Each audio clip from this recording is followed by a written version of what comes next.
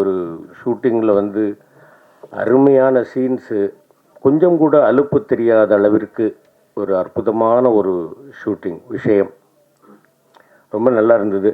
இது எல்லாத்தையும் விட பெரிய சந்தோஷம் என்னன்னு கேட்டிங்கன்னாக்க, இந்த படத்தில் நான் ஃபாதராக நடிச்சுட்டு வந்தேன். அக்டோபர் 31 அன்னைக்கு கிராண்ட் ஃபாதர் ஆகிட்டேன். என்னுடைய மகளுக்கு ஒரு மகள் பிறந்து என்னை தாத்தாவாக்கிட்டாங்க. ரொம்ப சந்தோஷமாக இருக்கேன். இந்த படம் தாத்தாவாயிட்டேங்கிறதுக்கு இவ்வளோ கேட்டுல.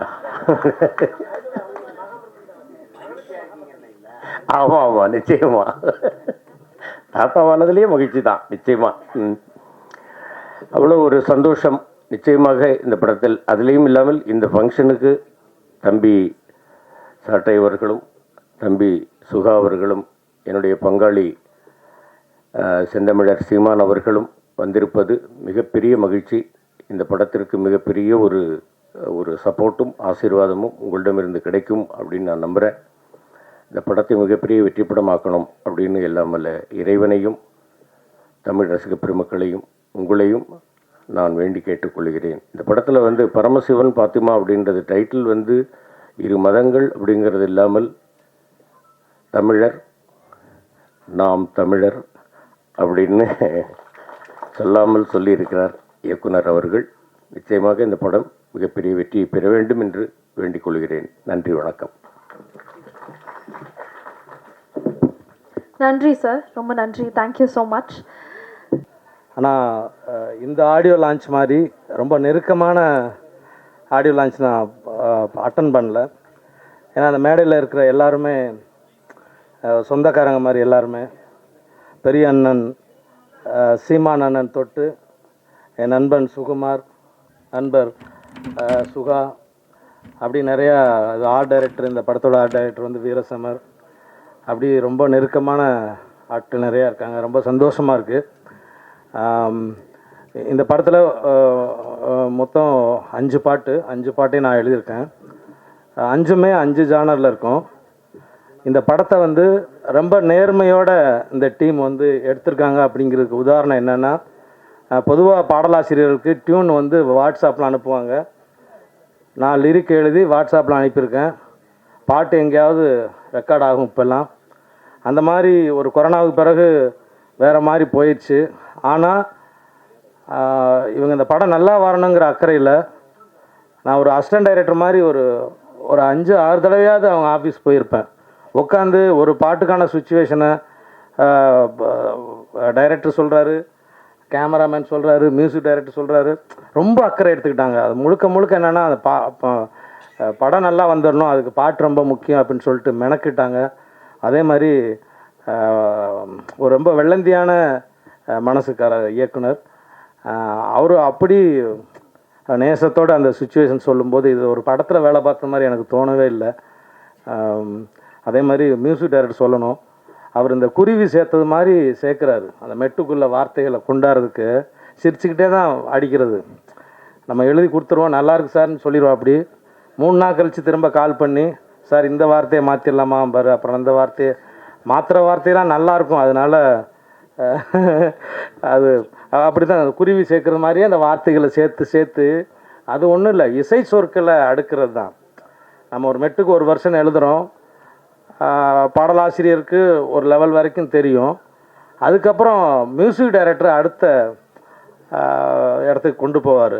அந்த சவுண்டுக்கு எப்படி இருக்கணும், இன்னும் ஒரு பாடலாசிரியனை விட இன்னும் சவுண்டுக்கு இன்னும் பொருத்தமான வார்த்தைகளை ஒரு இசையமைப்பாளர் செலக்ட் பண்ண முடியும். அந்த வகையில் அவர் தீபன் சக்கரவர்த்தி ரொம்ப நல்லா ஒர்க் பண்ணார். எல்லா பாட்டுமே நாங்கள் நிறைய ரீவர்ஷன் எழுதி நம்ம ஒர்க் பண்ணோம். எங்களை நம்பி தான் வந்து படக்குழுவே வந்து அவங்க ஷூட் போய்கிட்டு இருப்பாங்க, ஷூட்டிங் நடந்துக்கிட்டு இருந்தது. நாங்கள் இங்கே சென்னையில் பாட்டை எழுதி அதை பதிவுக்கான வேலையை பார்த்துட்டு இருந்தோம். எங்களை நம்பினாங்க. எங்களுக்கு கிடைச்ச சுதந்திரம்.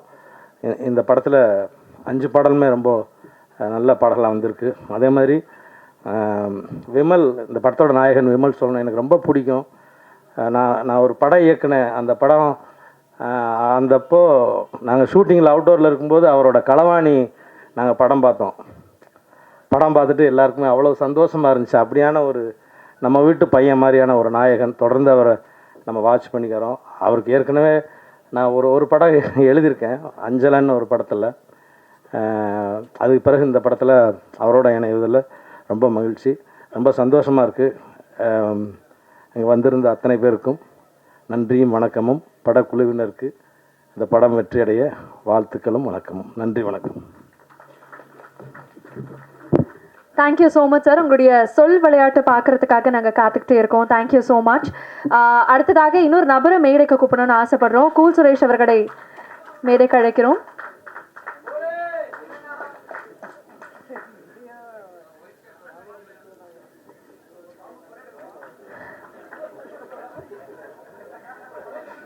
Thank you so much. நன்றி. ஒரு படம் வந்து தியேட்டரில் பார்க்கும்போது விஷுவலி என்டர்டெய்னிங்காக இருக்கும்போது அந்த மக்களை இன்னும் ஈர்க்கும் அப்படின்னு சொல்லுவாங்க. அந்த மாதிரி இந்த படத்தை கொண்டு போய் சேர்க்கறதுல டிஓபிக்கு ஒரு பெரிய பங்கு இருக்குது அப்படின்னே சொல்லலாம். ட்ரெய்லர் பார்க்கும்போது நீங்கள் அதை கண்டிப்பாக கணிச்சிருப்பீங்க. இந்த படத்தினுடைய டிஓபி எம் சுகுமார் அவர்களை பேச அழைக்கிறோம். Please sir. எல்லாருக்கும் வணக்கம்.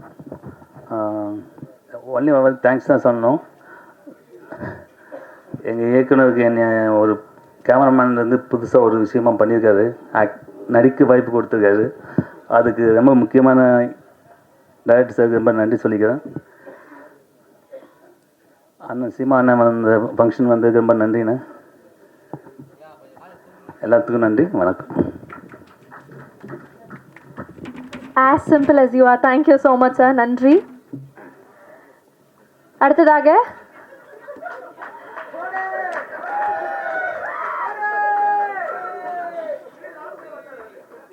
நன்றி. அடுத்ததாக படத்துல ஒரு முக்கியமான கதாபாத்திரத்தில் வந்திருக்கிறாங்க நம்மளுடைய சேஷ்மிதா அவர்கள். இந்த படம் அதில் இருக்கக்கூடிய அனுபவம் அதை நீங்க பேசி கேட்கணும்னு நாங்கள் ஆசைப்படுறோம். Please, over to you.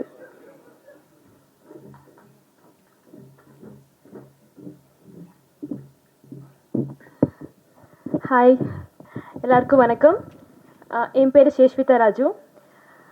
Actually இன்றைக்கி என்னோடய ஸ்பெஷல் டேன்னு சொல்லலாம். இப்போ தான் என்னோடய கெரியர் ஸ்டார்ட் ஆகும் தமிழ் இண்டஸ்ட்ரியில். ஸோ ஒரே மாதம் என்னோடய ஃபஸ்ட்டு 2 படமும் ஒரே வாட்டி வர்றது எனக்கு ரொம்ப ஹாப்பியாக இருக்குது.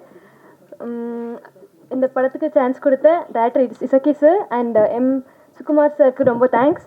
அண்ட் நீங்கள் வந்து எல்லா சீஃப் கெஸ்ட்டுக்கும் ரொம்ப தேங்க்ஸ். அண்ட் ப்ரெசன்ட் மீடியாவுக்கு ரொம்ப தேங்க்ஸ். அவ்வளோதான், thank you. Thank you so much. All the best உங்களுக்கு. அடுத்ததாக இன்னொரு நபரும் மேடையில் இணைகிறாரு. கிடாரி படத்தினுடைய இயக்குனர் பிரசாத் முருகேசன் அவர்கள் எங்களுக்காக மேடைக்கு வரணும். Please sir.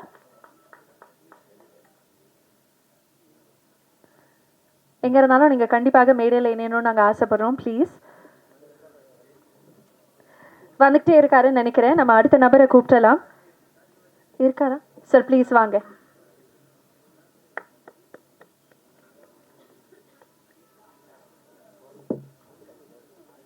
Thank you so much for joining sir. அடுத்ததாக இந்த விழாவினுடைய நாயகன் இசையமைப்பாளர் would like to welcome Deepan சக்கரவர்த்தி அவர்கள். இந்த படத்தில் இருக்கக்கூடிய இசை அண்ட் நீங்கள் கொடுத்துருக்கக்கூடிய அந்த எக்ஸ்பீரியன்ஸ் பற்றி நீங்களே எங்களுக்காக ஷேர் பண்ணுவோம். எல்லாருக்கும் வணக்கம்.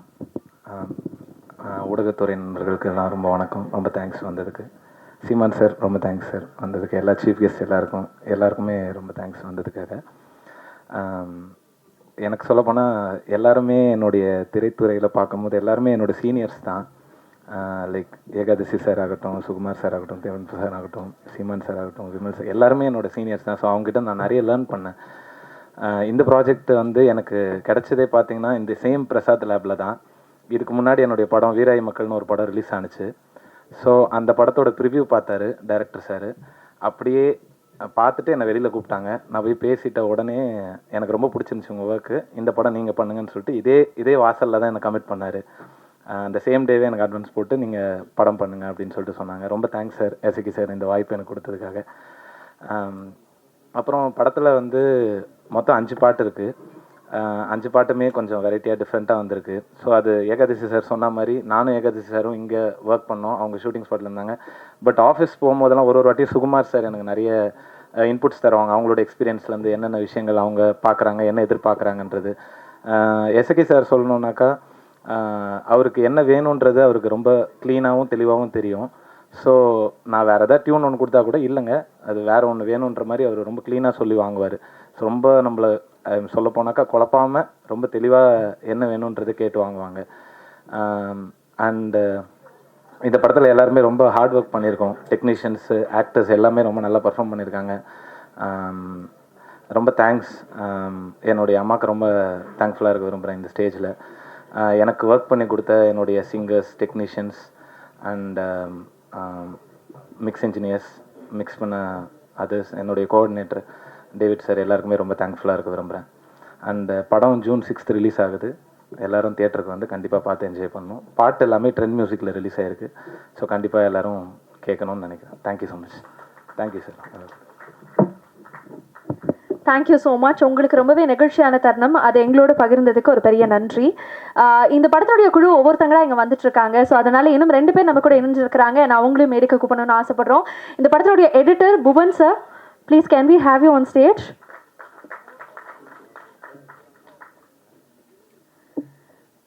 Thank you so much for joining. அதே மாதிரி படத்தில் ஒரு முக்கியமான கதாபாத்திரத்தில் நடிச்சிருக்கக்கூடிய நம்முடைய ஆதிரா அவர்கள், ma'am can we please have you on stage?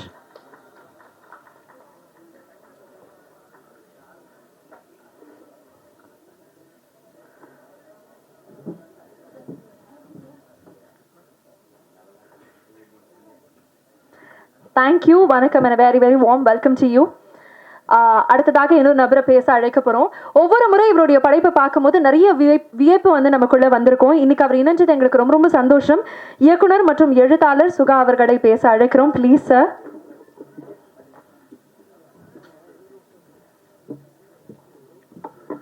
ஊடக தொலைக்காட்சி தோழர்களுக்கு முதல் வணக்கம். இது போன்ற திரைப்படங்களை நீங்கள் தான் மக்களுக்கு கொண்டு சேர்க்க வேண்டும். அதை சேர்ப்பீர்கள் என்கிற நம்பிக்கை எங்கள் அனைவருக்கும் இருக்கிறது. கைபேசி வராத காலகட்டத்தில் தொலைபேசி இணைப்புகள் மட்டுமே நம்மிடம் இருந்தபோது வாத்தியார் பாலுமேந்திர அவர்களிடம் தொலைபேசி கிடையாது. அப்போது அவருக்கான தொலைபேசி என்னிடத்தில் இருந்தது. எங்கள் நட்பு வட்டத்தில் இன்னொரு நண்பருக்கு தொலைபேசி இருந்தது. அந்த நண்பரின் பெயர் சீமா. எங்கள் இருவருக்குமான தொலைபேசி அழைப்பின் போது அப்போ காலர் ஐடி ஃபெசிலிட்டியும் கிடையாது. நான் ஃபோன் பண்ணுனா நான் தான் பண்ணுறேங்கிறத தெரிஞ்சுக்கிட்டு ஹலோ சொல்கிறதுக்கு முன்னாடியே அவர் பேச துவங்குவார். அவர் ஃபோன் பண்ணால் அவர் பேரை சொல்கிறதுக்கு முன்னாடி, ஹலோ சொல்கிறதுக்கு முன்னாடியே நான் அவரை அழைத்து பேசுவேன்.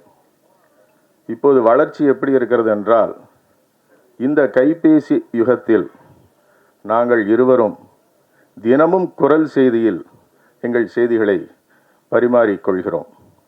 எங்களோடு இணைந்து எங்களுடைய குரல் செய்தி குழுவில் மிக முக்கிய உறுப்பினராக இருப்பவர் மேடையில் இதோ அமர்ந்திருக்கிறார், எங்கள் மரியாதைக்குரிய அண்ணாச்சி திரு MS பாஸ்கர் அவர்கள்.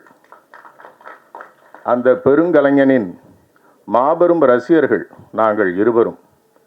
எங்கள் குரல் செய்தி குழுவை கெடுப்பதற்கென்று இன்னொரு மகா கலைஞர் இருக்கிறார். அவர் இந்த நிகழ்ச்சிக்கு வரவில்லை. எங்களுக்கு எதிர்ப்பு தெரிவிக்கும் விதமாக இந்த விழாவை அவர் புறக்கணித்திருக்கிறார். அவருக்கு என்னுடைய கண்டனங்களை தெரிவித்துக் கொள்கிறேன். அவர் பெயர் திரு இளவரசு. இப்படி எங்கள் குழுவில் இருக்கிற இன்னொரு சகோதரர் திரு இசக்கி கார்வண்ணன் அவர்கள். இசக்கி கார்வண்ணன் அவர்களுடைய இந்த திரைப்படத்தின் பின்னணியில் இந்த கதையை தான் எப்படி உள்வாங்கி இதை திரைக்கதையாக எழுதி தான் எடுத்தேன் என்பதை என்னிடத்தில் அவர் தனிப்பட்ட முறையில் பகிர்ந்திருக்கிறார். அந்த அவர் பகிர்ந்திருந்த அந்த கருத்துக்கள் மீது எனக்கு பெரிய மதிப்பு இருந்தது. காரணம், இந்திய சினிமாவை உலக சினிமா அரங்கில் தலைநிமிர்ந்து பார்க்க செய்த மாபெரும் படைப்பாளி சத்யஜித் ரே தன்னுடைய சொந்த வாழ்க்கையிலிருந்து தான் பார்த்த மனிதர்களிடத்தில் இருந்துதான் கதைகளை தேர்ந்தெடுத்து கொண்டார். சத்யஜித் ரேயின் வரிசையில் எத்தனையோ பெரும் கலைஞர்கள் வந்திருக்கிறார்கள். சகோதரர் இசக்கி கார்வண்ணன் அவர்கள் அவருடைய ஊரில் அவர் கண் முன்னால் நடந்த சம்பவங்களை வைத்து அவர் பார்த்து பேசி பழகிய மனிதர்களை மனதில் வாங்கி கொண்டு அந்த உணர்வுகளை அவர் திரைக்கதையாக எழுதி இந்த படத்தை எடுத்திருப்பதாக என்னிடத்தில் சொன்னார். நிச்சயமாக வாழ்க்கையிலிருந்து எடுக்கப்பட்ட எந்த ஒரு கலைப்படைப்பும் மிக தரமானதாகத்தான் இருக்கும் என்கிற நம்பிக்கையில் இந்த திரைப்படமும் இந்த திரைப்படத்தின் இன்றைய விழாநாயகர் இசை அமைப்பாளரையும் வாழ்த்தி, பாடலாசிரியர் ஏகாதசியும் வாழ்த்தி இந்த படம் வெற்றி பெற வாழ்த்தி விடைபெறுகிறேன். வணக்கம். Thank you so much sir. உண்மையாகவே உங்களுடைய தமிழ் மொழி கேட்கும்போது கொஞ்சம் ஒரு பொறாமை இருக்குது, உங்களை மாதிரி பேச முடியல அப்படின்னு. But thank you so much for joining. அடுத்ததாக இயக்குனர் மற்றும் நடிகர், ட்ரெய்லரில் பல காட்சிகளில் நீங்கள் பார்த்துருப்பீங்க, காதல் சுகுமார் அவர்கள் நமக்காக பேச வராரு. Can we please have you on stage? அனைவருக்கும் இனிய மாலை வணக்கம். மேடையில் அமர்ந்திருக்கும் திரையுலக ஆளுமைகள் மற்றும் நிகழ்ச்சியின் சிறப்பு விருந்தினர் அண்ணன் சீமானன் அவர்களுக்கும் என்னுடைய அன்பான வணக்கத்தை தெரிவிச்சுக்கிறேன். அதாவது முன்னெல்லாம் சொல்லுவாங்க மெயின் நடிகர்கள் அப்படின்னு சொல்லிட்டு, எங்கள் மாதிரி நடிகர்களை சைடு ஆக்டர்னு சொல்லுவாங்க. அதான் சைடில் உட்காந்துருந்தேன். திடீர்னு ஞாபகம் வந்து கூப்பிட்டாங்க. ரொம்ப மகிழ்ச்சி. நிகழ்ச்சிக்கு வந்திருக்கின்ற இந்த படத்தை வந்து வெளியில் உலகத்துக்கு அறிமுகப்படுத்துகின்ற, தெரியப்படுத்துகின்ற அத்தனை பத்திரிகை துறை நண்பர்கள், என்னுடைய அன்புக்குரிய அனைவரையுமே என்னுடைய குடும்பம் சார்பாக வருக வருக என்று வரவேற்று, திடீர்னு என்ன பேசுன்னு தெரியல. ஏன்னா நான் வந்து பேச்சை கேட்கறதுக்காக வந்திருக்கேன். இது எங்கள் ஃபேமிலி. அந்த மாதிரி இசைக்கு அண்ணா வந்து ஒரு அசாத்தியமான ஒரு விஷயத்த பண்ணியிருக்காரு. ரொம்ப தைரியமாக பண்ணியிருக்காரு. நிறைய சம்பவங்கள் படம் வழியே வந்தால் நிறைய விஷயங்கள் பேசப்படும். அது என்னென்னு ட்ரைலர் பார்க்கும்போது உங்களுக்கு தெரிஞ்சிருக்கும். அது மட்டும் இல்லை, நாங்கள் இந்த படத்தில் நான் வந்து ஒரு போலீஸ் கேரக்டராக பண்ணியிருக்கேன். ஒரு துப்பறிகிற விஷயத்தில் ரொம்ப டிஃப்ரெண்ட்டாக இருக்கும். அது ரொம்ப என்ன சொன்னோன்னா, ரொம்ப நாள் கழித்து ஒரு கமலஹாசன் சாரோடைய அன்புக்குரிய ஒரு அண்ணன் நம்ம MS பாஸ்கரனோட சேர்ந்து நடிக்கும் போதெல்லாம் ஒரு ஃபாதர் கேரக்டரில் ரொம்ப கலக்கியிருக்காரு. ஒவ்வொரு வசனமும் ரொம்ப அனுபவபூர்வமான, ரொம்ப அசாத்தியமான நல்ல நல்ல டைலாக்லாம் இருக்குது இந்த படத்தில். நிறைய கட்டு கொடுத்து வந்திருக்குது. நிறைய கட்டு சென்சாருக்கு பிறகு தான் அந்த படம் வந்திருக்குது. நான் வந்து எனக்கு ஒரு சந்தோஷமாக ஒரு விஷயம் இருந்துச்சு. அதுக்கப்புறமே என்னை வந்து ரொம்ப கவலைக்குள்ளே செய்த ஒரு விஷயம் ஒன்று இருக்குது. என்னென்னு பார்த்தீங்கன்னா, தக் லைஃப் வர அன்றைக்கி தான், அதான் அடுத்த நாள் வந்து நம்ம படமும் வருது பரமேஸ்வரன் பார்த்திமான்னு சொன்னால், நான் வந்து குரூப்பில் என்ன பண்ணேன், அந்த ஃபேஸ்புக்கிலலாம் கமல் வெர்சஸ் விமல் அப்படின்னு சொல்லி போட்டு விட்டேங்க. உடனே உங்களுக்கு நிறைய பேர் தேடிட்டு இருக்காங்க வெளியில், 2 தரப்புலையும் தேடுறாங்க உங்களை அப்படின்னு சொல்லி, ஐயோ நம்ம வேறு மானசீக குருவாச்ச கமல் சார் என்ன அது பேசிக்கிருக்க அப்படின்ட்டு நிறைய அந்த போஸ்டரை போட்டுட்டு எடுக்கலாமா வேண்டாமான்னு 2 நாளெல்லாம் யோசித்தேன். சரி இருக்கட்டுன்னு விட்டுட்டேன். குரூப்லையும் பார்த்துட்டு நிறைய பேர் கேட்டுகிட்டு இருந்தாங்க. ஸோ படம் வந்ததுக்கு பிறகும் பேச வைக்கக்கூடிய நிறைய விஷயங்கள் இந்த படத்தில் இருக்குது. அதை பற்றி நிறைய பேர் இங்கே பேசுவாங்க. என்னை மேடையில் அழைத்து என்னை வந்து கௌரவப்படுத்திய என்னோடய குடும்பத்துக்கு நன்றி சொல்லிக்கிறேன். இசைக்கு காரணம் சாருடைய இன்னொரு விஷயம் என்னென்னா, ஒரு ரொம்ப நாள் கழித்து என்னுடைய டிஓபி சார் சுகுமாரும் இந்த படத்தில் நடிச்சிருக்கேன் சேர்ந்து. அது ரொம்ப சந்தோஷமாக இருந்துச்சு. அதனால் வந்து உண்மையிலேயே அவர் வந்து வெறும் சினிமாட்டோகிராஃபர்னு நினைக்காம நடிப்புலையும் அவர் பட்டையை கிளப்பியிருக்கார் இந்த படத்துலன்னு சொல்லணும். என்னோட சேர்ந்து நடிச்சிருக்க என்னுடைய நண்பர் ஆறுபாலா அவர்களும் இதில் ரொம்ப ரொம்ப நல்லா பண்ணியிருக்காங்க. அதாவது வாய்ப்பு கொடுக்கும்போது தான் அவங்களுடைய இன்னொரு பரிமாணமும் தெரியும். அப்படிப்பட்ட நிறைய விஷயங்களை ரொம்ப தைரியமாக பண்ணியிருக்காரு. நிறைய நடிகர்களுக்கு வாய்ப்பு கொடுத்து நம்ம இசை காரணவர்களுக்கு படக்குழு சார்பாக அவங்களுக்கு நன்றியையும் வந்திருக்கு உங்களுக்கு நன்றியை தெரிவிச்சுக்கிட்டு தேங்க்யூ ஸோ மச். நன்றி, வணக்கம். நன்றி. பேசும்போது சொன்னீங்க படத்தில் வந்து சைடு ரோல்னால சைடில் உட்காந்துருக்கோன்னு. பட் ஆனால் உங்கள் மாதிரி கதாபாத்திரங்கள் தான் இந்த படத்தை வழி நடத்துறதுக்கு ஒரு பெரிய உதவியாக இருந்திருக்குன்னு நம்புகிறேன். ஸோ மீண்டும் உங்களுக்கு ஒரு பெரிய வாழ்த்துக்கள். அடுத்ததாக மேடையில் வந்த நேரத்துலேருந்தே ஒரு பெரும் மகிழ்ச்சியோடு நம்ம பார்க்கக்கூடிய ஆதிரா அவர்கள் எங்களுக்காக பேச வரணும். இந்த படத்தை பற்றியும் உங்களுடைய கதாபாத்திரத்தை பற்றியும் தெரிஞ்சுக்கணும்னு ஆசைப்படுறோம். Please ma'am.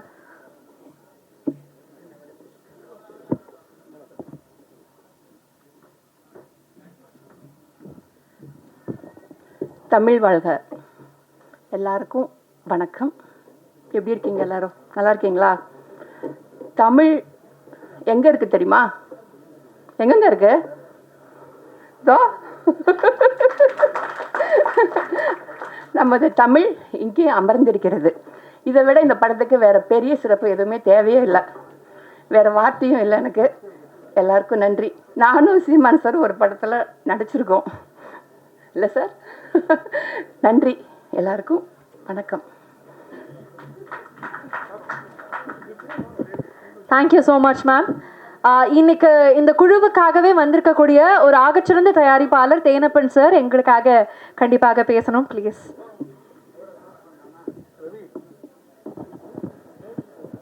வாழ்த்து வந்த அனைத்து நல்ல உள்ளங்களுக்கும் என்னோட மாலை வணக்கம். மேடையில் சீமான் சார் இருக்கும்போது நம்மெல்லாம் என்னத்தை நமக்கெல்லாம் பேசவே தெரியாது. நம்ம எஸ்கி கார்வன் சார் வந்து ரொம்ப வருஷம் நண்பர், ரொம்ப சினிமாவை ரொம்ப லவ் பண்ணுறவர். நிச்சயமாக இந்த படம் ட்ரைலர் பார்க்கும்போது தெரியுது, அந்த ஒரு டயலாக்லேயே தெரியுது மாரியம்மா வந்து மேரியம்மாவை இப்போ வாழ்கிறான்னு. இது நிறைய கான்ட்ராஸ்ட் இருக்குதுன்னு நினைக்கிறேன் இந்த படத்தில். அப்புறம் நம்ம சுகுமார் வந்து இந்த படத்துலேருந்து நடிகர் ஆகிறாரு. ஏன்னா அவர் உண்மையிலேயே முன்னாடியே நடிக்க வேண்டியது கேமராமேன் சுகுமார். இந்த படத்தில் மூலமாக பெரிய நடிகர் ஆகணும்னு வாழ்த்துறேன். அப்புறம் எம்எஸ் பாஸ்கர் சார்லாம் அவ்வளோ ஈஸியாக ஒரு படத்தில் நடிக்க மாட்டார். எனக்கு கதையெல்லாம் கேட்டு பணத்துக்கெல்லாம் நடிக்கிற ஆள் கிடையாது. நிச்சயமாக அவர் இந்த கதையை ஓகே பண்ணியிருக்காருன்னா டெஃபினட்டாக ஒரு நல்ல ஒரு கண்டென்ட்டாக இருக்குங்கிறத நம்புகிறேன். நிச்சயமாக அந்த படம் பெரிய வெற்றி அடையணுமெண்டு, அதுவும் இல்லாமல் விமல் சார், சாயா எல்லாருக்கும் இந்த படம் பெரிய வெற்றி கொடுத்து நல்ல பேரும் புகழும் கொடுக்கும்ட்டு இறைவனை பார்த்து நன்றி, வணக்கம்.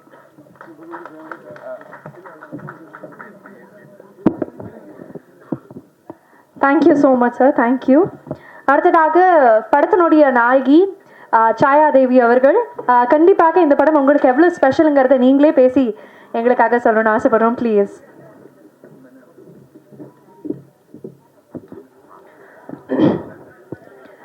இயற்கைக்கும் இறைவனுக்கும் முதல் வணக்கம். ஜூன் 6 பரமசிவன் ஃபாத்திமா. ரொம்ப சந்தோஷமாக இருக்குது. ஏன்னா கமல் சார் கூட வருது இந்த படம். அது நினைக்கும் போது கொஞ்சம் பயமாகவும் இருக்குது. எனிவே ரொம்பவே சந்தோஷம். அண்ட் இந்த மேடைக்கு ரொம்ப நன்றி. இந்த மேடையில் நான் நிற்கிறதுக்கு முதல் காரணம் என் அம்மாவுக்கு முதல் நன்றி. அண்ட் இந்த படத்தில் ஒர்க் பண்ண எல்லாருக்குமே ரொம்ப பெரிய நன்றி. கார்வனன் சாராக இருக்கட்டும், விமல் சார் கூட என்னோடய 2வது படம் இது. Thank you so much. அண்ட் வேறு யாராவது மியூசிக் டைரக்டர், சாரி நான் இவரை பார்த்ததே இல்லை. நாங்கள் வந்து நார்மலாக தான் டெக்ஸ்ட் பண்ணிகிட்டு இருந்தோம்.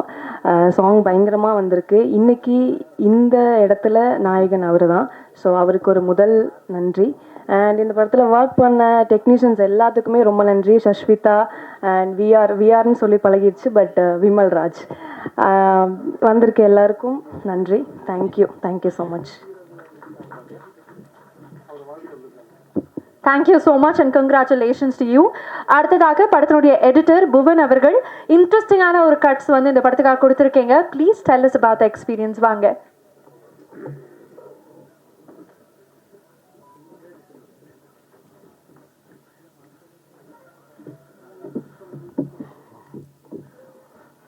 ஒன்றும் சொல்ல தெரியல.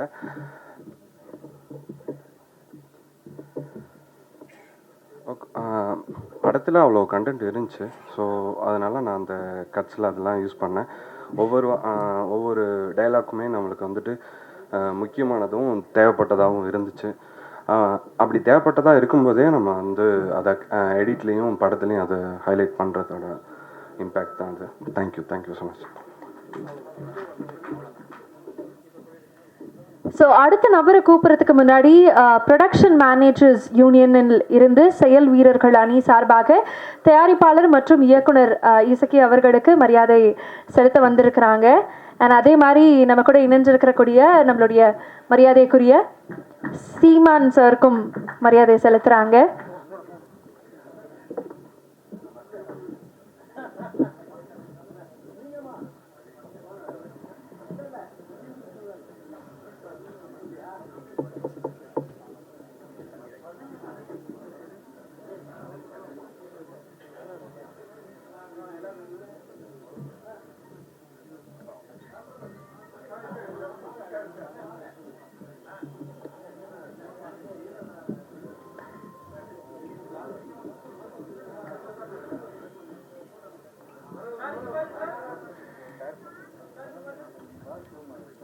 ப்ரொடக்ஷன் மேனேஜர்ஸ் யூனியனிலிருந்து செயல் வீரர்கள் அணி இன்னைக்கு நம்ம கூட இணைஞ்சிருக்கிறாங்க. ப்ரொடியூசர் அண்ட் டிரெக்டரை ஆனர் பண்ணுறதுக்காக அண்ட் ரெஸ்பெக்ட் சீமான் சாரையும் ஆனர் பண்ணுறதுக்காக மீண்டும் உங்களுக்கு ஒரு பெரிய நன்றி. Thank you so much for joining.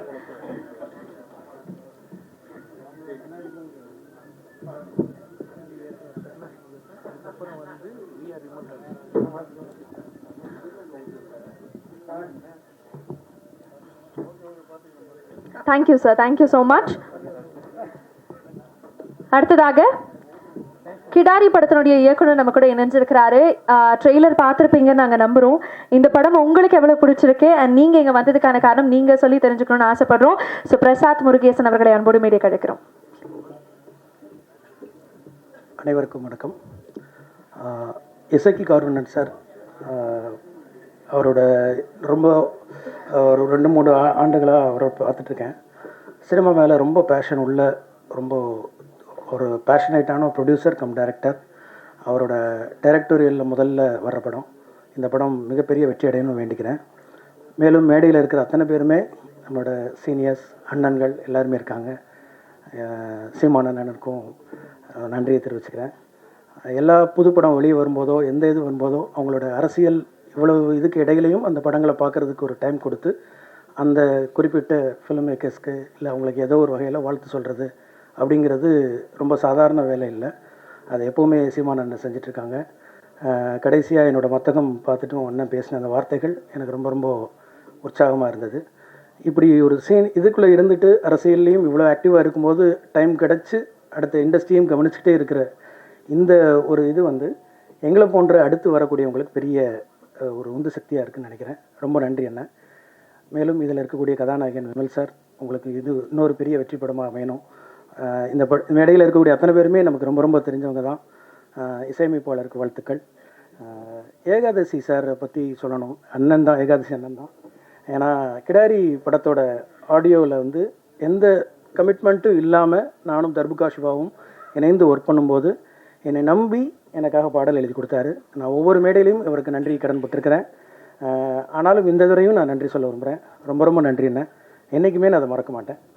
ரொம்ப நன்றி என்ன. மற்றும் படக்குழுவினர், படத்தில் நடித்த அத்தனை நடிகர்களுக்கும் வாழ்த்துக்கள். இந்த படம் மிகப்பெரிய வெற்றி அடையணும். அடைந்தால் இன்னும் நிறைய இதே மாதிரி படம் வரும். பத்திரிகையாளர் அனைவரும் அதுக்கு சப்போர்ட்டிவாக இருந்திருக்கணும்னு நினைக்கிறேன். நன்றிங்க. Thank you so much sir. அடுத்ததாக இயக்குனர் மனோஜ்குமார் சார் நம்ம கூட இணைஞ்சிருக்கிறாரு. அப்படியே மேடைக்கு வரணும் அண்ட் எங்களுக்காக ஒரு வார்த்தைகள் நீங்கள் ஷேர் பண்ணணும்னு ஆசைப்படுறோம். ப்ளீஸ் வாங்க சார்.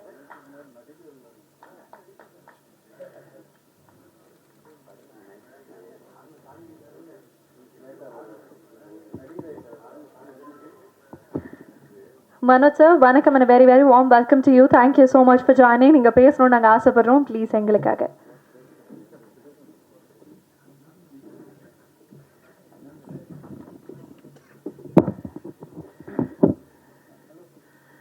அனைவருக்கும் மாலை வணக்கம்.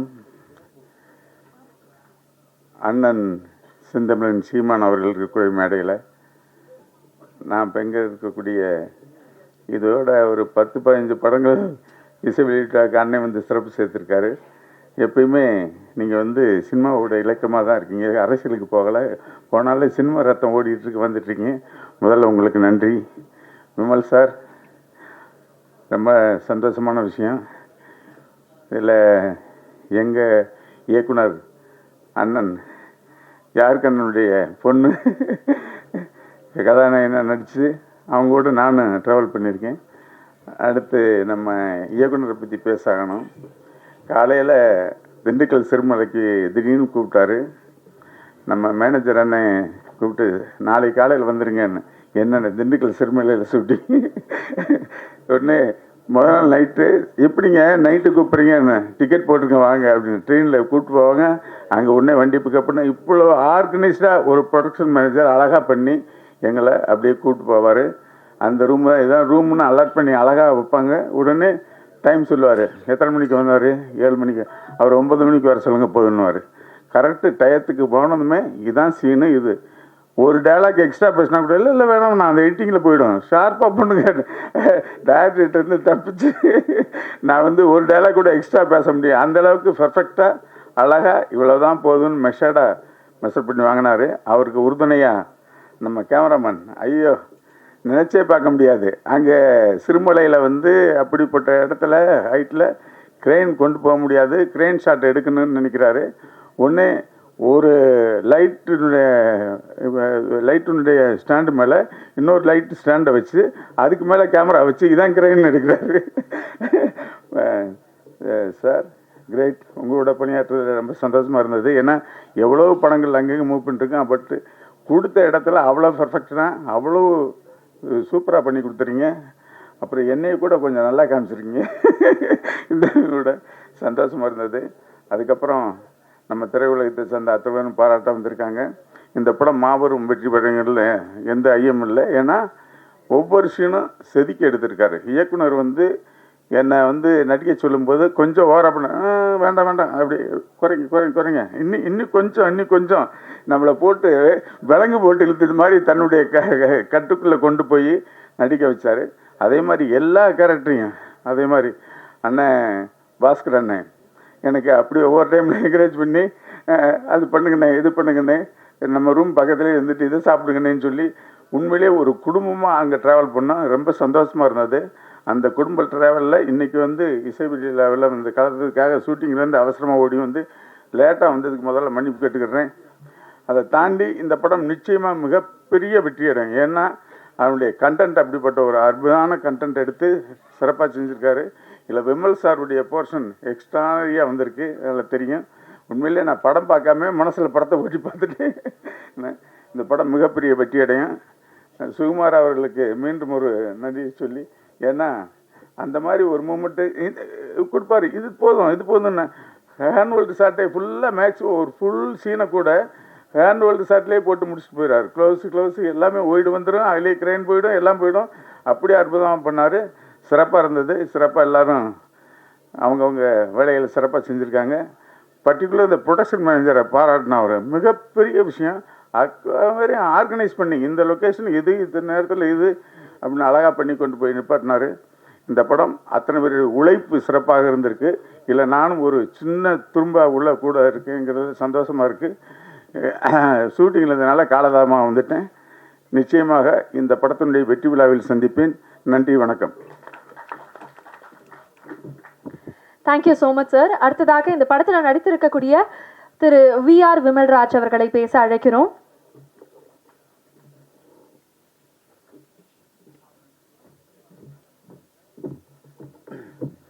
Hi, good evening. என்ன சொல்கிறதே தெரில, திடீர்னு கூப்பிட்டாங்க. நானும் விமல் தான். இங்கே எல்லோரும் விமல் சார்னு சொல்லும் போது இந்த மாதிரி நல்லா தான் இருந்தது. ஆனால் நான் வந்து விமல் ராஜா. இந்த படம் பண்ணும்போது நிறைய இடத்துல நிறைய கன்ஃபியூஷன் வரும். இந்த விமலா அந்த விமலா, விமல்னு. அப்போ வந்து விமல் அண்ணன் தான் ஒரு நாள் சொன்னார், என்னப்பா ஃபுல் நேம் என்ன, விமல் ராஜா தானே, சரி VRன்னு வச்சுக்கோன்னாரு. நானே ரொம்ப நாளாக அந்த ஐடியாவில் தான் இருந்தேன். சரி ஒரு MGR STR அந்த வகையில் நம்மளும் VRன்னு ஒரு என்ட்ரி கொடுக்கலான்னு நானே வச்சுக்கிறது கொஞ்சம் கூச்சமாக இருந்தது. விமல் அண்ணன் அதை வச்சு கொடுத்ததும் சரி இதான் நமக்கான சான்ஸு அப்படின்னு வச்சுக்கிட்டேன். அதே மாதிரி நான் வந்து ரொம்ப இயர்ஸ் முன்னாடி சைல்டு ஆர்டிஸ்ட்டாக என்ட்ரி ஆனேன். அப்போ வந்து MS பாஸ்கர் சாருக்கு பையனாக ஒரு கேரக்டரில் பண்ணி தான் ஸ்டார்ட் பண்ணேன். சரி அப்போத்துலேருந்து இந்த விமல்ன்ற பேரை அப்படியே பிடிச்சிக்கலாம் அப்படின்னு நினச்சேன். அப்புறம் அண்ணன் வந்ததுனால இப்போ வந்து VRன்னு வந்துட்டேன். அப்புறம் இந்த படத்தை பற்றி சொல்லணும்னா, இந்த படத்தில் வந்து நான் சலீம்னு ஒரு கேரக்டர் பண்ணியிருக்கேன். பரமசிவன், ஃபாத்திமா, ஹிந்து, கிறிஸ்டின் இவங்க மத்தியில் சலீம்னு ஒரு முஸ்லீம் கேரக்டர் பண்ணியிருக்கேன். நிறையா கண்டென்ட் இருக்குது, நிறையா செமையாக இருக்கும். நான் முஸ்லீமு, என்னோடய பேர் வந்து ஜெனிஃபர்னு, அவங்க வந்து கிறிஸ்டினு. அது மாதிரி எங்கள் 2 பேர் பேர் வந்து வேறு வேறு மதம். அதே மாதிரி ஹீரோயினும் வேறு வேறு. அது மாதிரி நிறையா கண்டென்ட் இருக்குது. ஒரு மாதிரி பார்க்கும் போது உங்களுக்கு நல்ல கண்டிப்பாக என்டர்டெயின்மெண்ட்டாக இருக்கும். அப்புறமா இங்கே வந்து நான் கண்டிப்பாக சினிமாட்டோகிராஃபர் சார் சுகுமார் சாருக்கு வந்து ஒரு பெரிய தேங்க்ஸ் சொல்லிக்கிறேன். அவர் தான் போன படம் பார்த்துட்டு இந்த படத்தில் நம்ம பண்ண சொல்லி கூப்பிட்டாரு. அப்புறம் சைல்டு ஆர்டிஸ்ட்டாக இருக்கும் போதுலேருந்தே எனக்கு சப்போர்ட் பண்ணிட்டுருக்க நம்ம அசோசியேட் டைரக்டர் அண்ணன் தளபதி அண்ணன், அவர் எங்கே இருக்காருன்னு தெரில, அவருக்கு ஒரு தேங்க்ஸ். அப்புறமா ரொம்ப ஃப்ரெண்ட்லியாக ஒர்க் பண்ண நம்ம விமல் சார், ஹீரோயின் சாயாதேவி, அப்புறம் என்னோடய பேர் சேஷ்விதா, இவங்க எல்லாருக்கும் ஒரு தேங்க்ஸ். அப்புறம் டைரக்டர் சாருக்கும் ரொம்ப தேங்க்ஸ். சீஃப் கெஸ்ட்டாக வந்திருக்கவருக்கு ரொம்ப முக்கியமான ஒரு தேங்க்ஸ். தேங்க்யூ. அப்புறம் இந்த அசிஸ்டன்ட் டைரக்டர் பசங்களை பற்றி சொல்லியே ஆகணும் இந்த இடத்துல. வேறு யாருமே அவங்கள பற்றி சொல்ல மாட்டாங்க, அதனால் நான் கண்டிப்பாக சொல்லிடுறேன். ரொம்ப பயங்கரமாக ஒர்க் பண்ணாங்க. அடுத்தது எல்லோரும் அடுத்த ஒரு 2 வருஷத்தில் எப்படி ஏதாவது ஒரு படம் பண்ணிடுவாங்க. தேங்க்யூ.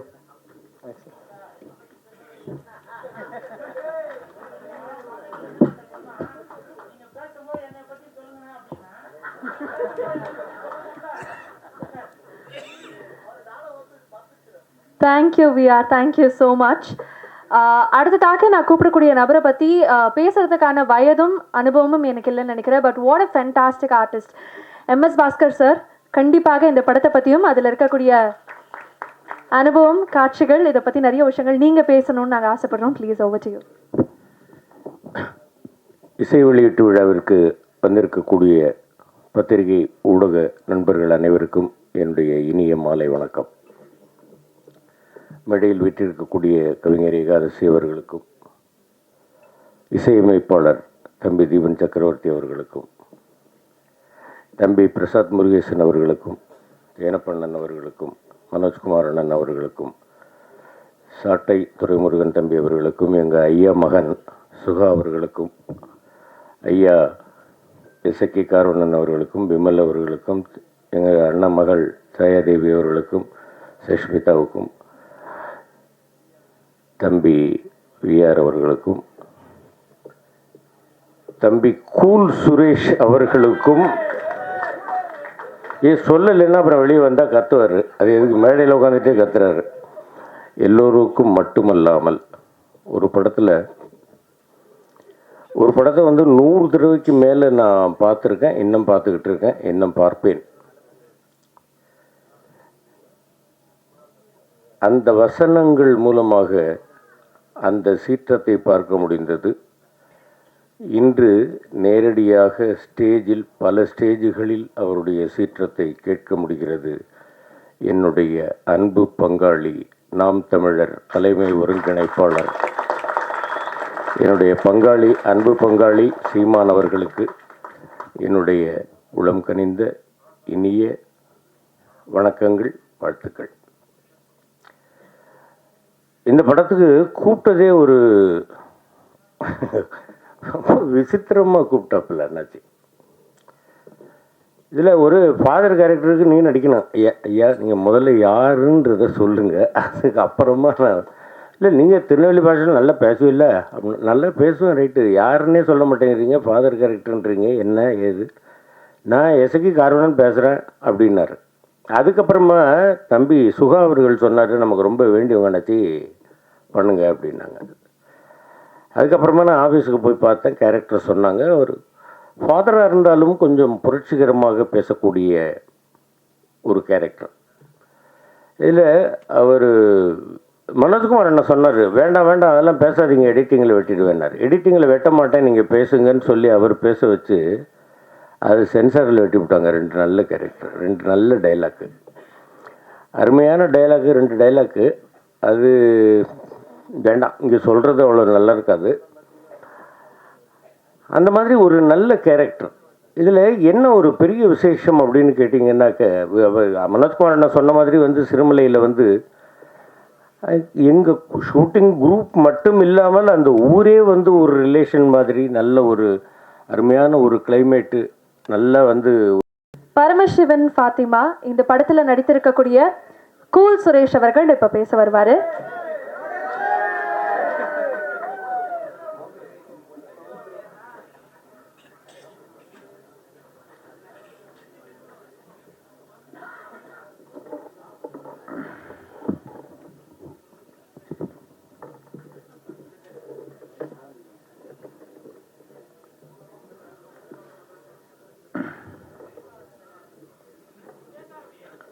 தம்பி, யாருக்கு மேடை தெரியும்ல, இது அவர் குரல் மட்டும்தான் கேட்கணும். ஓகே, மேடையில் அமர்ந்திருக்கும் அனைவருக்கும் வணக்கம். பத்திரிகை நண்பர்கள், ஊடக நண்பர்கள், இணையதள நண்பர்கள், பிஆர்ஓ நிக்கில் முருகன், மேனேஜர் முருகேசன். முருகேசா, நீ என் மகனா, நீ எங்கே இருக்கிறாய்? அனைவருக்கும் வணக்கம். மேடையில் பேசி கைத்தட்டல் வாங்கும் அளவிற்கு நான் செந்தமிழன் சீமான் இல்லை. தயவு செய்து நீங்களே ஒரு தடவை கை தட்டிருங்கப்பா. இந்த கைத்தட்டல்கள் அனைத்தும் பரமசிவன் பாத்திமா அந்த குழுவிற்கு தான் போய் சேரும்.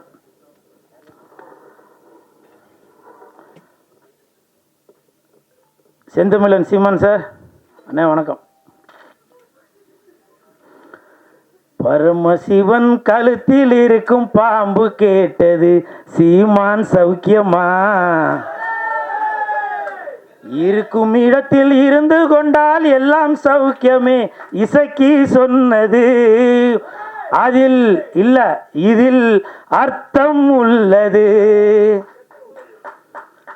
இயக்குனர் திரு இசக்கி கார்வண்ணன் அவர்களிடம் நான் கேட்டேன், சார் நம்ம படத்திற்கு இசை வெளியீட்டு விழாவுக்கு யார் சிறப்பு விருந்தினராக வருது அப்படின்னு.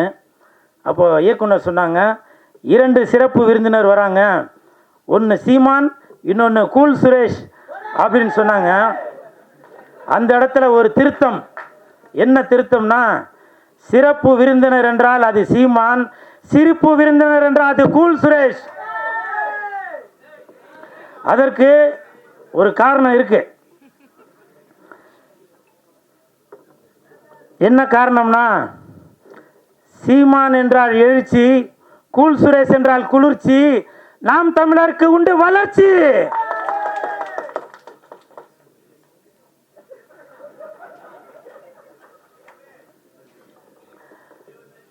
அது மட்டும் இல்லை, நான் எதுக்கு சீமான் அண்ணனை வந்து இந்த இடத்துல ஏதோ ஜால்ரா போட்டு ஏதோ பெருமையாக பேசுகிறார் போல அப்படின்னு சில பேர் நினைக்கலாம். கமெண்ட்டில் சில பேர் கூட அந்த மாதிரி கமெண்ட் பண்ணிகிட்ருக்கீங்க. அதுக்கு ஒரு உதாரணம் சொல்கிறேன். இந்த பரமசிவன் பாத்திமா அந்த படத்திற்கு உண்மையிலேயே தகுதியான ஒரு மனிதர் என்றால் அது செந்தமிழன் சீமானந்தன் மட்டும்தான். தமிழகத்தில் மட்டுமல்ல, இந்தியாவில் மட்டுமல்ல, உலகத்தில் உள்ள யாரை எடுத்துட்டாலுமே சரி, இந்த பரமசிவன் பாத்திமா படத்திற்கு இசை வெளியீட்டு விழாவிற்கு வரக்கூடிய தகுதியான ஒரே மனிதர் அது செந்தமிழன் அண்ணன் சீமான் அவர்கள் தான். காரணம், பாத்திமா பரமசிவன், பரமசிவன் பாத்திமா, பரமசிவன் ஆண், பாத்திமா பெண். தமிழகத்தில் 234 தொகுதிகளிலுமே புரிஞ்சிருக்கும் நினைக்க தட்டுங்க. 234 தொகுதியிலுமே சரி சமமாக ஆண் 117, பெண் 117 கொடுத்தாங்களா? இப்ப சொல்லுங்க, பரமசிவன் பாத்திமா அந்த படத்திற்கு இசை வெளியீட்டு விழாவிற்கு ஒரே தகுதியான மனிதர் என்றால் அது செந்தமிழன் அண்ணன் சீமான் அவர்கள் தான். அதே மாதிரி இந்த படத்தில் இசக்கி கார்வண்ணன் அவர்கள் இயக்குனர் அவர்கள் நிறைய டைலாக், அது நம்ம பார்க்கும்போது நம்மளை அறியாமலே கண்டிப்பாக நீங்கள் படம் பார்க்கும்போது தெரியும் பாருங்கள், அந்த கூஸ் பம்ப்ஸ்ன்னு சொல்லுவாங்களே அது நடக்கும். காரணம், நானே அதில் சில வசனங்களை பேசியிருக்கேன், அவர் சாருக்கு சொல்லி கொடுத்தது தான். மத பிரச்சனைன்னு சொல்லாதீங்க, 2 மனிதர்களுக்குள்ள பிரச்சனைன்னு சொல்லுங்க அப்படின்னு ஒரு வசனம் வரும். ஜாதி பிரச்சனைன்னு சொல்லாதீங்க, இது ஜனங்களுக்குள்ள பிரச்சனைன்னு சொல்லுங்க அப்படின்னு சொல்லி அந்த படத்தில் வசனங்கள் வரும். அப்படி இன்று மக்களுடைய மனநிலையை புரிந்து கொண்டு அந்த படத்தை இயக்கி வசனமும் எழுதி தயாரித்து இருக்கிறாரு இயக்குனர் இசக்கி கார்வண்ணன் அவர்கள். அவருக்கு என் மனமார்ந்த நன்றி. அதே மாதிரி ஒரு வார்த்தையும் சொன்னாங்க, தலைவா இந்த படத்தில் நீங்கள் வந்து செகண்ட் ஹீரோ அப்படின்னு. அது உண்மையாக பொய்யான்னு தெரியல. அப்படி சொன்னாதான் இவன் வந்து ப்ரமோஷன் எதுவும் பண்ணுவான் அப்படின்றதுக்காக சொன்னாங்களான்னு தெரில. இருந்தாலும் சார், இந்த படத்தில் நான் நடிச்சிருக்கேன். கண்டிப்பாக என் உடல் பொருள் ஆவி அனைத்தும் இந்த பரமசிவன் பாத்திமாக்கு கண்டிப்பாக அர்ப்பணிச்சுட்டு தான் போவேன். அதே மாதிரி படத்தின் ஒளிப்பதிவாளர் சுகுமார் சார் இந்த படத்தில் ஒளிப்பதிவை மட்டும் கவனிக்காமல் நல்ல அற்புதமான நடிப்பையும் கொடுத்துருக்காரு. எனக்கு தெரிஞ்சு அடுத்த பிரகாஷ்ராஜ் அவர்களாக வருவதற்கு நிறைய வாய்ப்பு இருக்குது. எங்கே அவர் வாங்க. எதுக்காக இது சொல்கிறேன்னா, ஷூட்டிங் ஸ்பாட்டில் சொன்னார், தலைவா அடுத்து நான் ஒர்க் பண்ணுற படத்தில் எல்லாத்துலேயும் நீங்கள் இருப்பீங்க, எல்லாத்துலேயும் இருப்பீங்கன்னாரு. 3 படம் ஒர்க் பண்ணிட்டார், இது வரைக்கும் கூப்பிட காணோம். இல்லை, இந்த மாதிரி இடத்துல சொன்னாதான், ஃபோன் பண்ணி சொன்னால் அது சரியாக இருக்காது இல்லையா? அதே மாதிரி படத்தின் கதாநாயகன் கமல் அவர்கள்,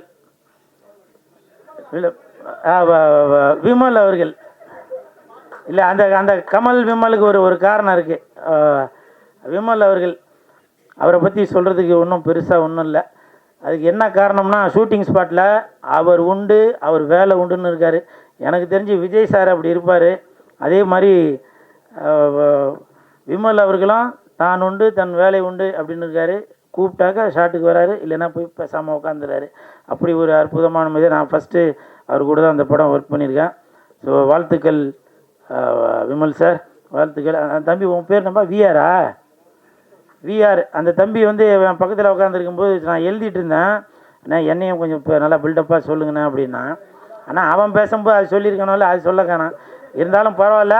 அந்த தம்பி விஆர் இந்த படத்தில் நல்லா நடிச்சிருக்கான். அந்த பொண்ணு கூடயே சுற்றின்னு இருப்பான். அவருக்கும் என் மனமார்ந்த நன்றிகளை தெரிவித்துக் கொள்கிறேன். அப்புறம் மிகப்பெரிய நன்றி இயக்குனர்களுக்கும் இசையமைப்பாளர் உங்கள் பேர் என்ன சார்? தீபன் அவர்களுக்கு என் மனமார்ந்த நன்றி. ஏன்னாக்க நான் ஆடுற மாதிரி ஒரு பாட்டு போட்டு கொடுத்துருக்கீங்க, மிக்க நன்றி. ஏன்னா என்னையும் இந்த மாதிரி ஆட முடியும் அப்படின்னு சொல்லி எனக்கு ஒரு ஒரு ஒரு பேர் ஒன்று கொடுத்து, அந்த பேர் வந்திருக்காங்களா?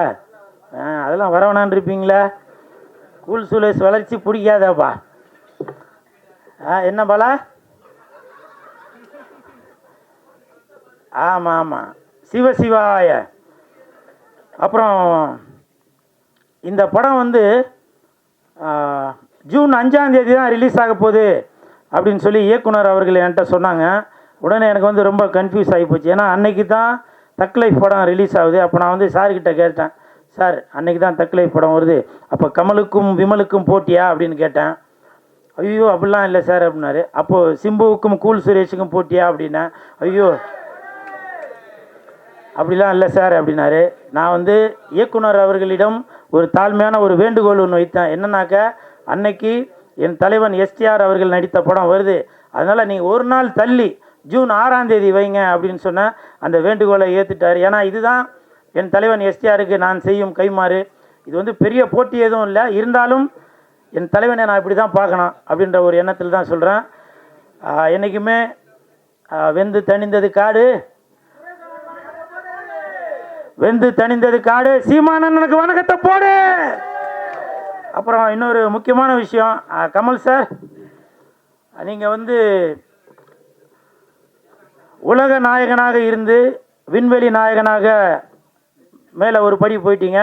அந்த உலக நாயகன் அந்த பட்டம் வந்து இப்போ வெற்றிடமாக இருக்குது. என் தலைவன் எஸ்டிஆர் அவர்களுக்கு அந்த உலக நாயகன் பட்டத்தை நீங்கள் கொடுக்கணும் அப்படின்னு சொல்லி நான் தாழ்மையுடன் கேட்டுக்கொள்கிறேன். இன்று முதல் உலக நாயகன் என்றால் அது சிலம்பரசன், விண்வெளி நாயகன் என்றால் அது கமலஹாசன். விண்வெளி நாயகன் என்றால் அது கமலஹாசன், உலக நாயகன் என்றால் அது சிலம்பரசன்.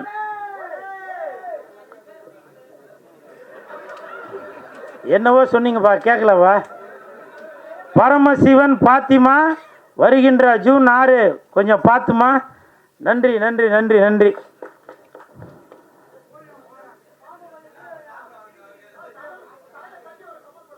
ஓகே ஓகே ஓகே அம்மா, அடுத்து ஆரம்பிச்சிடலாமா? இப்போ இல்லை நான் இந்த இடத்துல ஒரு ஒரு விஷயம் சொல்லணும்னு நினைக்கிறேன். இப்போ நிறையா பேர் நினைக்கலாம், என்னவோ அப்படி போட்டுன்னு அப்படி வந்து நிற்கிறானடா அப்படின்னு. அதை பற்றிலாம் நான் எதுவும் கவலைப்படலைங்க. இதே நான் ஒரு ஒரு படத்தில் போட்டு நான் ஆடி இருந்தால் என்ன நினச்சிப்பேன்? சினிமாவில் காதலிச்சா ரசிக்குதப்பா உள்ளம், நிஜ வாழ்க்கையில் காதலிச்சா பறிக்குதப்பா பள்ளமா? சொல்லுங்கள். இதெல்லாம் பார்த்தா உங்களுக்கு இப்போவும் சொல்கிறேன் வேணாம் அது சொன்னால். ஏன்னா கூல் சுரேஷ் இருக்கிற இடம் எப்போவுமே ஒரு ஒரு ஒரு கலகலப்போடு தான் இருக்கணும். நிறைய பேர் கமெண்ட் அது இது சொல்லுவீங்க. செந்தமிழர் அண்ணன் சீமான் அவர்கள் இருக்காங்க, அவர் சொன்ன வார்த்தையை தான் இப்போ நான் சொல்கிறேன். வேர்க்காமல் விளையாட முடியாது, விமர்சனம் இல்லாமல் வளர முடியாது. அண்ணன் சீமான் அவர்கள் சொன்னது தான். நான் அதை இன்ன வரைக்கும் அதை ஃபாலோ பண்ணிட்டு தான் இருக்கேன். சரிங்களா? நிறையா பேர் நினைக்கலாம், என்னப்பா இவர் வந்து ஏதோ கோமாளி வேஷம் போட்டுட்ருக்காரு அப்படின்னு. நான் கோமாளி இல்லைங்க, இன்னை வரைக்கும் ஏமாளி. என்னை எத்தனை இயக்குனர்கள் ஏமாற்றிருக்காங்க தெரியுமா? எத்தனை தயாரிப்பாளர்கள் என்னை ஏமாற்றிருக்காங்க தெரியுமா? ஒரு படத்துக்கும் கதாநாயகன் கதாநாயகி அவங்க இவங்க எல்லாரையும் நடிக்க வச்சு அதை பண்ணி இதை பண்ணிவிட்டு வெள்ளிக்கிழமை மணிக்கு என்கிட்ட சொல்லுவாங்க, சார் நான் தெரியாமல் அவரை புக் பண்ணிட்டேன், தெரியாமல் இவங்களை புக் பண்ணிட்டேன் அப்படின்லாம் சில விஷயங்கள்லாம் சொல்லுவாங்க. அப்போது என்கிட்ட சொல்லுவாங்க, சார் நீங்கள் தான் வந்து கொஞ்சம் ஏதாவது இது பண்ணுங்கள், நான் உங்களை அடுத்த படத்தில் அதை பண்ணுறேன் இதை பண்ணுறேன்னு. இப்போவும் சொல்கிறேன், நான் கோமாளி இல்லைங்க, ஏமாளி.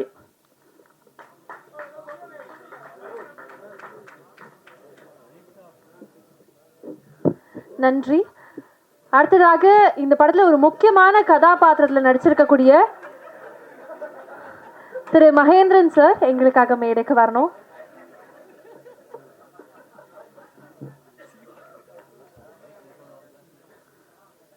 வாங்க ப்ளீஸ். அனைவருக்கும் வணக்கம். இந்த ஃபாத்திமா, பரமசிவம் ஃபாத்திமா, இந்த படத்தில் ஒரு முக்கியமான கேரக்டர் பண்ணியிருக்கேன். இந்த படத்தில் எனக்கு ஒரு வாய்ப்பு வந்து அண்ணன் எஸ்ஐகே கார்வன் கொடுத்தாங்க. எப்படின்னா, அவங்க என்கிட்ட ஒரு நாள் வந்து ஃபோன் பண்ணினாங்க. ஃபோன் பண்ணிவிட்டு, நான் எஸ்ஐகே கார்வன் பேசுகிறேன், இதில் ஒரு முக்கியமான கேரக்டர் இருக்குது, நீங்கள் பண்ணுறீங்களா அப்படின்னாங்க. பேரை கேட்டோன்னே நான் பண்ணுறேன்னு. ஏன்னா நான் நிறைய படங்கள் பண்ணியிருக்கேன். 40 தமிழில் ஒரு 40 படங்கள் பண்ணியிருக்கேன். எனக்கான அங்கீகாரம் வந்து பெருசாக எனக்கு கிடைக்கல. ஸோ ஆனால் முதலாக என்னை வந்து கதாநாயகனாக நினைத்தது வந்து எங்கள் அண்ணன் இசைக்கு கார்வன் அவர்கள் தான். பட் அது நடக்காமல் போயிடுச்சு. அது சில சூழ்நிலையாக வந்து வேறு விதமாக போயிடுச்சு. பட் ஆனால் வந்து என்ன ஒரு கதையின் நாயகனாக நினச்சது அவங்க தான். அதே வந்து எனக்கு ஒரு தன்னம்பிக்கையும் ஒரு தைரியமும் கொடுத்தது. அதனாலே வந்து நான் அண்ணன் சொன்னோடனே நான் வரேன் அப்படின்னேன். அதுக்கப்புறம் வந்து செந்தமிழ் அண்ணன் சீமான் அவர் வந்து எப்படின்னா, தமிழை வந்து நான் ரொம்ப நேசிக்கிறேன், இவரை நான் சுவாசிக்கிறேன், இவர் அண்ணன் வந்து சொல்கிற ஒவ்வொரு வார்த்தைகளுமே வந்து அண்ணன்ட்டு வந்து அதிகமாக பேசுறதில்லை. ஏன்னா நான் தமிழுக்கு எவ்வளோ மரியாதை வச்சுருக்கணும், அதே அளவுக்கு மரியாதை வந்து அண்ணன் மேலே வச்சுருக்கேன். அதனால் நான் தூரத்துலேருந்தே ரசிப்பேன். அண்ணன் பேசுகிற விதங்கள், தமிழுக்காக குரல் கொடுக்கறது, தமிழுக்கான ஒரு மனித இனத்துக்காக குரல் கொடுப்பாங்க அண்ணன். அது வந்து எனக்கு ரொம்ப வந்து அண்ணன்லாம் வரக்கூடாதா அப்படிலாம் நினச்சிட்டு இருக்கேன். கண்டிப்பாக அது நடக்கும். ஏன்னா நம்ம எண்ணங்கள் தான் ஒரு நாள் வந்து அது பிரதிபலிக்கும். அது கண்டிப்பாக வரும். இந்த படத்தில் வந்து சினிமாட்டோகிராஃபர் கேமராமேன் சுகுமார் அண்ணன் இதில் எனக்கு ரொம்ப சப்போர்ட்டிவாக இருப்பாங்க எப்பொழுதுமே. என்னென்னா என்கரேஜ்மெண்ட் தான். இப்போ நார்மலாக வந்து ஒரு படம் பண்ணுறப்போ வந்து அந்த யூனிட்டே வந்து என்னை வந்து மகி நீங்களாம் வரணும்னு சொல்கிறாங்க. என்னோடய எஃபர்ட் ஃபுல்லும் போட்டுக்கிட்டு இருக்கேன். கண்டிப்பாக இந்த படம் வந்து ஒரு அருமையாக வந்திருக்கு. இந்த படம் மாபெரும் வெற்றி பெற வாழ்த்துக்கள். நன்றி, வணக்கம். Thank you so much. அடுத்ததாக எங்களுக்காக வந்திருக்கக்கூடிய திரு சாட்டை துரைமுருகன் சார் எங்களுக்காக கண்டிப்பாக பேசணும் ப்ளீஸ்.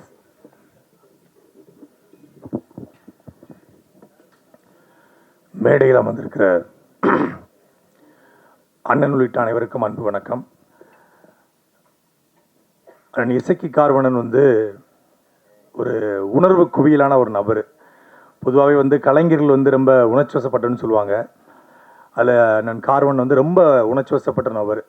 அது இந்த படத்தை பார்க்கும்போது தெரிஞ்சது அவர் எவ்வளவு அவருடைய உணர்ச்சி என்பது இந்த மொழிக்கானது, இந்த இனத்துக்கானது, இந்த சமூகத்துக்கானது. அவர் என்ன அவர் ஊரில் பார்த்தாரோ, என்ன அவர் ஊரில் நடக்குதோ, அதை வந்து உண்மைக்கு ரொம்ப நெருக்கமாக இந்த படத்தை எடுத்து முடிச்சிருக்காரு. இந்த படத்தினுடைய ட்ரெய்லரை வந்து அண்ணன் சீமானவர்கள் வெளியிடும்போது நிறைய பேர் விமர்சனம் பண்ணியிருந்தாங்க. படத்தினுடைய ட்ரெய்லரில் வந்து ஒரு சமூகத்துக்கு, குறிப்பிட்ட மதத்துக்கு எதிரானது மாதிரி இருக்குது, இது வந்து மதம் மாற்றத்துக்கு எதிரான படம் மாதிரி இருக்குது, அதனால் ஒரு கிறிஸ்தவர்கள் வந்து இந்த படத்தை எதிர்ப்பாங்க, அப்புறம் அதே போல் வந்து இஸ்லாமியர்கள் இந்த படத்தை எதிர்ப்பாங்க, படத்தில் வந்து இஸ்லாமிய தொப்பி வச்சுட்டு ஒரு கோவிலில் ஆடுற மாதிரியான காட்சிகள்லாம் இருக்குது அப்படின்னு சொல்லி நிறைய விமர்சனங்கள் எழுந்தது. அப்போ அண்ணன் கூட என்கிட்ட கேட்டாங்க, படம் பார்த்தியாடா, படம் எப்படிடா எடுத்திருக்கான் அப்படின்னாரு. அன்றைக்கு வந்து அண்ணா தரையில் பேசியதை தம்பிகள் திரையில் எடுத்தார்கள். இன்றைக்கு அண்ணன் தரையில் பேசியதை தம்பி திரையில் எடுத்திருக்கார். அவ்வளோதான். நான் அண்ணன் சீமானவர்கள் பேசுகிற அரசியல் பல்வேறு படங்களில் மறைமுகமாக எடுக்கப்படும். அண்ணன் சீமானவர்களுக்கு கிரெடிட் கூட கொடுக்க மாட்டாங்க. வசனங்கள் வந்து அண்ணன் சீமானவர்கள் மேடையில் பேசின வசனமாக இருக்கும், அதை பேசி அவங்க கைத்தட்டி வாங்கிட்டு போயிடுவாங்க, அதுக்கப்புறம் அதை மறந்து போயிடுவாங்க, கடந்து போவாங்க. ஆனால் அண்ணன் அவர்கள் பேசுகிற அரசியலை ஒரு திரைமொழியாக மாற்றி அதற்குள்ள எங்கே நீ போனாலும் உன்னுடைய வேரை மறக்கக்கூடாது அப்படிங்கிறத அந்த படம் சொல்ல வருகிற செய்தி. வையத்துள் வாழ்வாங்க வாழ்பவன் வானுரையில் தெய்வத்துள் வைக்கப்படும் அப்படின்னு சொல்லி வள்ளுவர் சொல்கிறாரு. நம்ம அண்ணன் சீமான்னு சொல்லுவாங்க, நேற்று வரைக்கும் பெரியப்பாடா, செத்து போயிட்டா மாலை போட்டு கும்பிட்றோம் சாமியாக மாறிடுறாரு. அதே போல தான் நமக்கு முத்துராமலிங்க தேவர் நம்ம கண்ணுக்கு முன்னாடி வாழ்ந்த ஒரு சாமி. அதே போல தான் நம்ம தாத்தா இம்மானுவேல் சேகரனார் கண்ணுக்கு முன்னாடி வாழ்ந்த ஒரு சாமி. அப்படி தான் நம்ம தாத்தா காமராஜர் கண்ணுக்கு முன்னாடி வாழ்ந்த சாமி அப்படின்னு சொல்லி அண்ணன் சீமானவர்கள் மேடையில் பேசுவாங்க. அப்படி இந்த படத்தில் குலசாமிகள் எப்படி உருவாக்கப்படுது, எப்படி இசக்கியம்மன், மாரியம்மன், பேச்சியம்மன், கருப்பசாமி இதெல்லாம் எப்படி உருவாக்கப்பட்டுச்சு அப்படிங்கிறத அவர் ஊரில் பார்த்த கதைகளோடு ஒப்பிட்டு ஒரு திரைக்கதையை உருவாக்கி அண்ணன் கார்வண்ணன் வந்து ஒரு ஆகச்சிறந்த படைப்பை கொடுத்துருக்காரு. தமிழ் குடிமகன் அப்படிங்கிற ஒரு படத்தின் மூலமாக வேறொரு அரசியலை பேசினார். அதே திருநெல்வேலி பக்கத்தில் நம்ம எல்லாரும் வந்து ஒடுக்கப்பட்ட மக்களுக்கான படம்னு சொல்கிறோம். அது குறிப்பாக ஒரு குறிப்பிட்ட சமூகத்துக்கான படத்தை தான் ஒடுக்கப்பட்ட மக்களுக்கான படம்னு சொல்கிறோம். ஆனால் தமிழ் சமூகத்தில் ஒடுக்கப்பட்ட சமூகத்திலேயே, அதாவது பிற்படுத்தப்பட்ட சமூகத்திலேயே நிறைய சமூகங்கள் வந்து புறக்கணிக்கப்படுது. அப்படியே ஒரு புதிரை வண்ணார் அப்படிங்கிற ஒரு சமூகம் யாருமே இது வரைக்கும் வந்து பேசலை. அதை வந்து அண்ணன் இசக்கி கார்வண்ணன் தன் ஊரில் பார்த்ததை அந்த சமூகம் எப்படி புறக்கணிக்கப்படுது அப்படிங்கிறத படத்தில் வந்து காட்சிப்படுத்த தமிழ் குடிமகன் இன்னைக்கு ஓடிடி தளத்தில் அந்த படம் வந்து மிகப்பெரிய வரவேற்பை பெற்றிருக்கிறது. அண்ணன் சீமான் அவர்கள் சமீபத்தில் ஒரு பெரிய அரசியலை உடைச்சி எறிஞ்சார். கிட்டத்தட்ட 50 ஆண்டு காலமாக தமிழ் சமூகத்தில் பெரிய பலூன் போல ஊதிய பெரிதாக்கப்பட்ட பிம்பத்தை உடைச்சி எறிஞ்சார். அண்ணன் சீமான் அவர்கள் உடைச்சி எறிஞ்ச பிம்பத்தை தமிழ் குடிமகன் படத்தில் அண்ணன் இசக்கி கார்வண்ணன் உடைச்சி எறிஞ்சார். ஒரே வேவ்லெங்து. ஏன்னா ஹரிராமகிருஷ்ணன் அப்படிங்கிற பேரை மாற்றி கார்வண்ணன்னு பேர் வச்சது அண்ணன் சீமான் தான். அவர் அண்ணன் சீமானுடைய தம்பி, எங்களுடைய அண்ணன்கள் அவரும் ஒருத்தர். அதனால் இந்த படைப்பு சோரம் போகாது. அது தம்பியின் படைப்பு, தம்பிகளின் தம்பியுடைய படைப்பு. அதனால் இந்த படைப்பு சோரம் போகாது. இந்த படத்தில் ஆகச்சிறந்த இசையை வந்து தீபன் சக்கரவர்த்தி கொடுத்துருக்காங்க. இறுதி பாடல் நம்ம பார்த்தோம். நம்ம படம் முழுக்க பார்க்கும்போது ரொம்ப ஒரு உணர்ச்சி வசப்பட்ட பாடல், ஒரு ருத்ர தாண்டவம்னு சொல்லுவாங்க, சிவதாண்டவம். அதை கண்ணு முன்னாடி பார்த்த மாதிரி இருந்துச்சு. எல்லா பாடலுமே சிறப்பாக வந்திருக்கு. விமல் அவர்களும் சரி ஒரு மிகச்சிறப்பான ஒரு நடிப்பை கொடுத்துருக்காங்க. அவங்க தமிழ் சமூகத்தில் ஒரு புறக்கணிக்க முடியாத நடிகராக இந்த படத்தின் மூலமாக சத்தியமாக வருவார். அதேபோல் படத்தில் நடிச்சிருக்க ஒவ்வொருத்தருக்கும் என்னுடைய வாழ்த்துக்கள். அண்ணன் இசக்கி கார்வனுடைய இந்த படைப்பு வெல்ல என்னுடைய வாழ்த்துக்கள். நன்றி, வணக்கம். படத்தை பற்றி நிறைய விரிவாக ஷேர் பண்ணீங்க. அதுக்கு ஒரு பெரிய நன்றி உங்களுக்கு. Thank you so much. விழாவினுடைய நாயகன் பேசி கேட்டோம். இப்போ படத்தினுடைய நாயகன் பேச வேண்டிய தருணம் வந்தாச்சு. விமல் சார், இந்த படம், அதில் இருக்கக்கூடிய கதாபாத்திரம், இதை பற்றி நீங்கள் விரிவாக பேசணும்னு ஆசைப்படுறோம். ப்ளீஸ் வாங்க. எல்லாருக்கும் வணக்கம். ஹலோ. இங்கே வந்திருக்கும் பத்திரிகை ஊடக நண்பர்கள் அனைவருக்கும் வணக்கம்.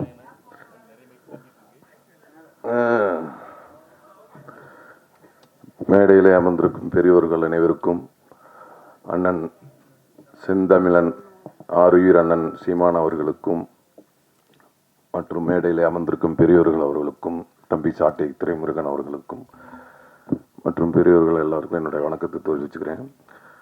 இந்த படத்தில் நடிக்க எனக்கு வாய்ப்பு கொடுத்த தயாரிப்பாளர், இயக்குனர் இசக்கி கார்வண்ணன் அவர்களுக்கும் என்னுடைய நன்றியை தெரிவிச்சுக்கிறேன். இந்த படத்தோட ஒளிப்பதிவாளர் சுகுமார் அண்ணனுக்கும் என்னுடைய நன்றியை தெரிவிச்சுக்கிறேன். படத்தோட இசையமைப்பாளர் தீபன் சக்கரவர்த்தி அவர்களுக்கும் நன்றியை தெரிவிச்சுக்கிறேன். மற்றும் சாயாதேவி அவர்களுக்கும், என்னுடன் படத்தில் பணிபுரிந்த அனைத்து நடிகர்களுக்கும், அண்ணன் MS பாஸ்கர் அவர்களுக்கும் என்னுடைய நன்றிகளை தெரிவிச்சுக்கிறேன். தம்பி VR பார்க்குறியா, VR அவர்களுக்கும் நன்றி, கூல் சுரேஷ் அண்ணன் அவர்களுக்கும் நன்றி, மற்றும் அமைந்திருக்கும் அனைவருக்கும் நன்றியை தெரிவித்து விடைபெறுகிறேன். நன்றி, வணக்கம். ரொம்ப சிம்பிளாக ஸ்வீட்டாக பேசி கிளம்பிட்டாருன்னு நினைக்கிறேன். உங்களுக்கும் ஒரு பெரிய வாழ்த்துக்கள். Thank you so much. அடுத்ததாக பரமசிவன் ஃபாத்திமா. இந்த படத்தை பற்றி நிறைய பேர் பேசி கேட்டோம். பட் இந்த படத்தை தயாரித்து நம்மக்கிட்ட ஒரு படைப்பாக கொண்டு வந்து சேர்க்கக்கூடிய இந்த படத்தினுடைய இயக்குனர் Isakki sir, please, we would like to hear from you.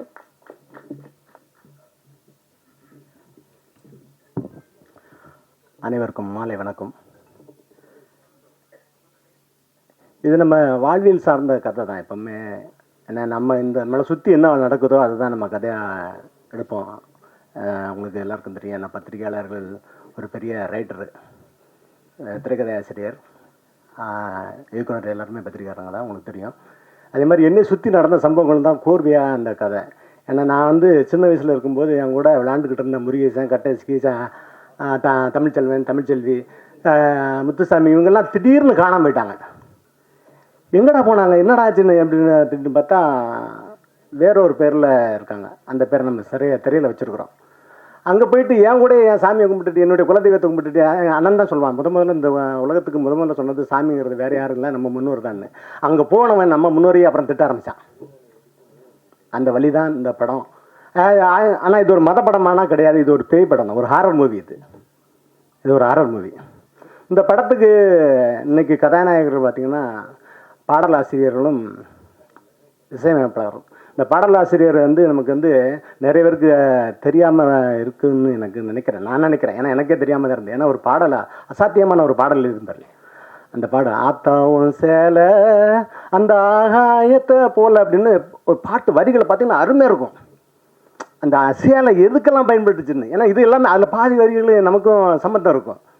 அந்த நீச்சல் அடிக்கிறதுக்கு இடுப்பில் கட்டி நீச்சல் படித்தது, அப்பனுக்கு வந்து போத்துனதுக்கு, அப்புறம் வந்து கையில் காயம்பட்டின கிழிச்சு கட்டுறதுக்கு, தொட்டில் கட்டி ஆட துள்ளி அப்படின்னு துளி கட்டி தாளாட்ட அப்படின்னு எல்லா வரிகளும் இருக்கும். கடைசியாக பார்த்தா செத்தாலும் போத்த வேணும் அப்படின்னு அந்த சேலை வச்சுருப்பாங்க. இல்லை ஒரே ஒரு வரி என்னென்னா, எங்கள் ஊரில் அதாவது நம்ம தமிழருடைய மரபிலே இருந்தால் யாராவது இறந்துட்டா அந்த நீர்மாலை எடுத்துகிட்டு போவாங்க. நீர்மாலை எடுத்துகிட்டு போயிட்டு வரும்போது பார்த்திங்கன்னா அந்த தாயுடைய சேலை விரிப்பாங்க. ஏன்னா தாயுடைய சேலை, ஏன்னா வந்து நீர்மாலை வந்து ஒருத்தர் இறந்துட்டாங்கன்னா அவங்க அதுக்கப்புறம் கடைசியாக குளிப்பாட்டுறது. அப்போ அந்த வரும்போது அந்த காலில் வந்து இது பட்டு அவனுக்கு ஏதாவது அவனுக்கு வலி வந்துடக்கூடாது அப்படின்னு ஒரு உலகத்தில் பெரிய புனிதமானது இல்லையா தாய், சந்தேகத்துக்கு அப்பாற்பட்டவள். அதான் கடைசி அந்த நீர்மலை போயிட்டு வரும்போது விரிப்பாங்க. விரித்து கொண்டு வந்து அதுக்கப்புறம் அந்த சடங்கெல்லாம் செய்வாங்க. அந்த பாட்டு அதே மாதிரி அப்படி ஒரு தாய்மை எழுந்த பாட்டை என் படத்தில் ஒரு பாட்டு எழுதியிருக்கிறாரு. அந்த குழந்தைகளை வச்சு ஒரு பாட்டு இருக்கும், காடு எங்கள் வீடு தான் அப்படின்னு அந்த பாட்டு எழுதியிருக்காரு. நீங்கள் இப்போ பார்த்துருப்பீங்க. அதுலேயும் ஒரே மாதிரி வரிகள்லாம் இருக்கும். மேடு பள்ளம் எல்லாமே எங்களுக்கு மெத்த போல, ஆடு கூட அத்தை போல பேசுமேன்னு ஒரு வரி எழுதியிருப்பாருங்க. ஏன்னு கேட்டிங்கன்னா தாய் கூட நம்மளை வந்து கோவப்படும் போது அடிச்சிருவாங்க, அத்தை அதை செய்ய மாட்டாங்க. ஏன்னா எனக்கு அது ரொம்ப அந்த வரி பாதிச்சிச்சு. ஏன்னா எனக்கு ஒரு அத்தை இருந்தாங்க. அவங்க வந்து பார்த்திங்கன்னா அவங்க பிள்ளைங்கள்லாம் பாம்பேக்கு போயிட்டாங்க. பாம்பே போனதுக்கப்புறம் இவங்களுக்கு வயதான காலத்தில் அவங்கள கூட்டிகிட்டு போயிட்டாங்க. கூட்டிகிட்டு போனால் அவங்களுக்கு இந்த இறக்குற தருவாய் வரும்போது எனக்கு ஊருக்கு போய் ஆகணுங்கிறாங்க. ஊரில் உங்களுக்கு யார் இருக்கிறா பார்க்கறதுக்கு அப்படின்னு சொல்லும்போது என் தம்பி பசங்க இருக்கிறாங்க அப்படின்னு சொல்லியிருக்காங்க. நான் நிஜமாகவே உணர்ச்சி பட்டு அழுதேன். போய் அவங்கள போய் பாம்பேல போய் ஃப்ளைட்டில் கொண்டு வந்தோம். அது மாதிரி அந்த அத்தையோடைய பாசகத்தை அந்த பாட்டில் ஒரே வரியில் சொல்லியிருப்பார், ஆடு போல் பாசம் காட்டும், அத்தை போல் பாசம் காட்டும் ஆடு அப்படின்னு. அதே மாதிரி நிறைய வரிகள் அந்த பாட்டில் நிறைய இருக்குது. நீங்கள் பார்த்தீங்க, மிகப்பெரிய உண்மையில் எனக்கு ரொம்ப பிடிச்சிருந்து அவரை எனக்கு அறிமுகப்படுத்தின ஒரு கேமராமேன் சுகுமார் அவர்கள். ஏகாதசின்னு சொன்னேன், நான் அதை சரின்ட்டேன். ஏன்னா அவர் இந்த ஒத்த பாடல். அதே மாதிரி அந்த பாட்டை பார்த்திங்கன்னா எங்கள் ஊர் திருவுடையான் அவர்கள் பார்த்திங்கன்னா அந்த தபலை வாசிச்சே படிச்சிருப்பார். பிரமாதமாக இருக்கும். அந்த அண்ணன் அண்ணன்னா அந்த பாட்டை ஃபுல்லாக பாடி காட்டுவார். நம்ம அது அண்ணனுக்கு தான் அது வந்து வரும். அடுத்து பார்த்திங்கன்னா இந்த பாட்டில் இந்த படத்தில் மிகப்பெரிய ரோல் வந்து இசையமைப்பாளர் தீபன் சக்கரவர்த்தி அவர்கள். நான் வந்து அந்த வீராய் மக்கள்னு ஒரு படம் பார்த்தேன். பாட்டு கேட்ட உடனே அவரை பார்க்கணும், அவர் தான் நமக்கு படத்துக்கு இசையமைக்கணும் அப்படின்னு சொன்னேன். அதே மாதிரி அதுக்கு தகுந்த மாதிரி அவர் இசை பிரமாதப்படுத்திருக்காரு. அதில் பின்னணி இசை எனக்கு மிரட்டிருப்பார். ஏன்னா இது ஆர்ஆர் மூவி இல்லையா, அது இசை தானே பெரிய விஷயமா இருக்கும். அதை அவர் மிரட்டி இருப்பார். அதே மாதிரி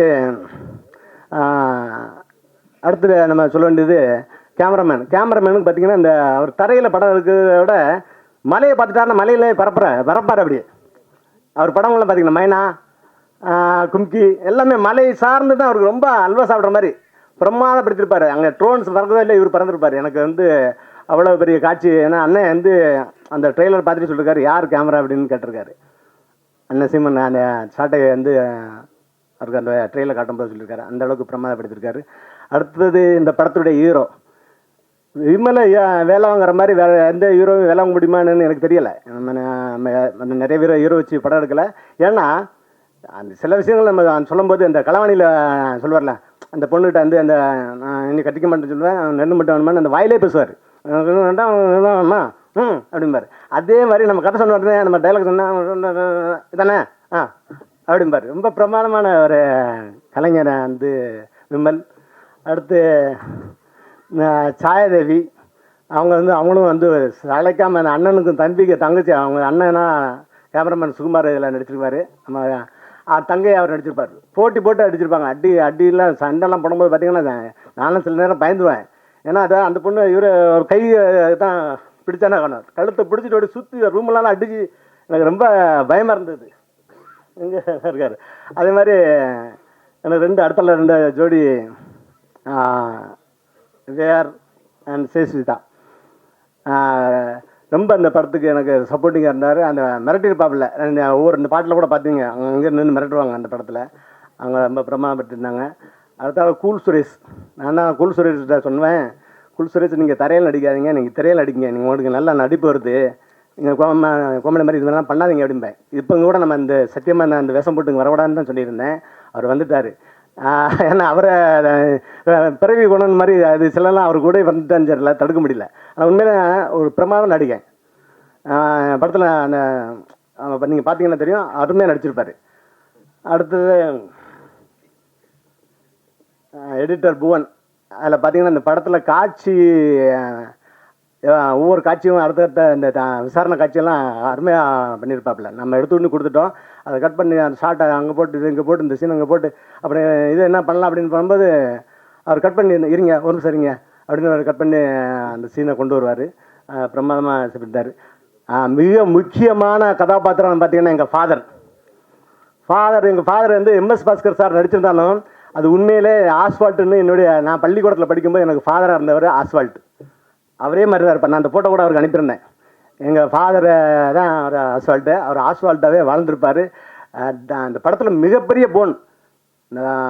அது வந்து அது நம்ம யாருமே மறுக்க முடியாது. அதுக்குனால எனக்கு அவருக்கும் சில பிரச்சனைகள் வரலாமா அப்படின்னு கூட எல்லோரும் சொன்னாங்க. அதெல்லாம் வராது. ஏன்னா நம்ம கடைசியாக என்ன சொல்கிறோன்னா, இந்த மண் சார்ந்து, இந்த மண்ணுடைய அடையாளம் சார்ந்து, இந்த மண்ணுடைய இனம் சார்ந்து தான் வாழ சொல்கிறோம் தவிர வேறு எதுவுமே நம்ம சொல்லலை. ஏன்னா இந்த மாதிரி வாழும்போது தான் இது மனிதனுக்கு மனிதன் பிரச்சனை வராது அப்படிங்கிறத நம்ம அதை சொல்லியிருக்கோம். அதனால் அதை அவர் பிரமாதமாக அடிச்சிருப்பார். என்கிட்ட அது இந்த சுகுமார் கூட ஒரு டைலாக்லாம் பார்த்தீங்கன்னா அசால்ட்டாக அடிச்சுட்டு போயிடுவார். ஃபாதர் உங்களுக்கு திருநெல்வேலி தானே அப்படிம்பாரு. ஆமாம், அதுக்கு என்ன இப்போ அப்படிம்பாரு. எப்படி கண்டுபிடிச்சேன் பார்த்தீங்களா அப்படின்னு காதல் சுகுமார் கேட்பாப்புல. எப்படி கண்டுபிடிச்ச? ஃபாதர் திருநெல்வேலி தான் பாசைக்கும் ஃபாதருக்கும் ஃபேமஸான ஊர் ஆச்சுல்ல அப்படிம்பாரு. அசால்ட்டாக ரொம்ப அசால்ட்டாக பண்ணிட்டு போயிருப்பார். எனக்கு உண்மையிலே எனக்கு ரொம்ப, ஏன்னா எம்எஸ் பாஸ்கர் சார் தான் நடித்தால் மட்டுமல்ல, தன்னை முதல்ல வந்து எல்லாரையும் நிற்க வச்சு அவங்களெல்லாம் என்னை அடித்து காட்ட சொல்லுவார். அதனால் உண்மையில பிரமாதமான ஒரு நடிகர். அதை நம்ம சொல்ல வேண்டியதில்லை. அவரை வந்து என்ன சுகாலாம் சொல்லுவார், அவர் சிவாஜி மாதிரி தான் அப்படின்ட்டு. அந்த அளவுக்கு அவர் நல்ல நடிகர்.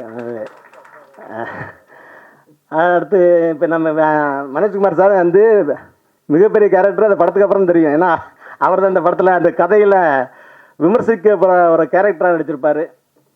அதனால் எனக்கு ஏன்னா அந்த படத்துடைய மெயின் கதாநாயகனே அவர் தான். ஏன்னா எங்கள் ஊரில் நடந்த சம்பவம், அவருடைய பேர் வச்சுருந்த கதாபாத்திரம் தான். ஊர் எங்கே போகுது, அங்கே போனோடனே அவருடைய என்ன வாழ்க்கை நடந்தது, அதுக்கப்புறம் ஏன் அந்த ஊருக்கு திரும்பி வராரு அப்படிங்கிறது எல்லாம் அந்த அவரை சுற்றி வரும்.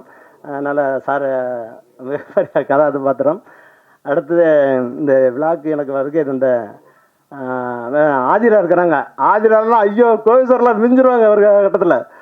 ஐயோ என்ன ஃபெலிக்ஸ் வந்துட்டானே அப்படின்னு குதிப்பாங்க. பிரமாதமாக அவங்களுடைய நடிப்பு.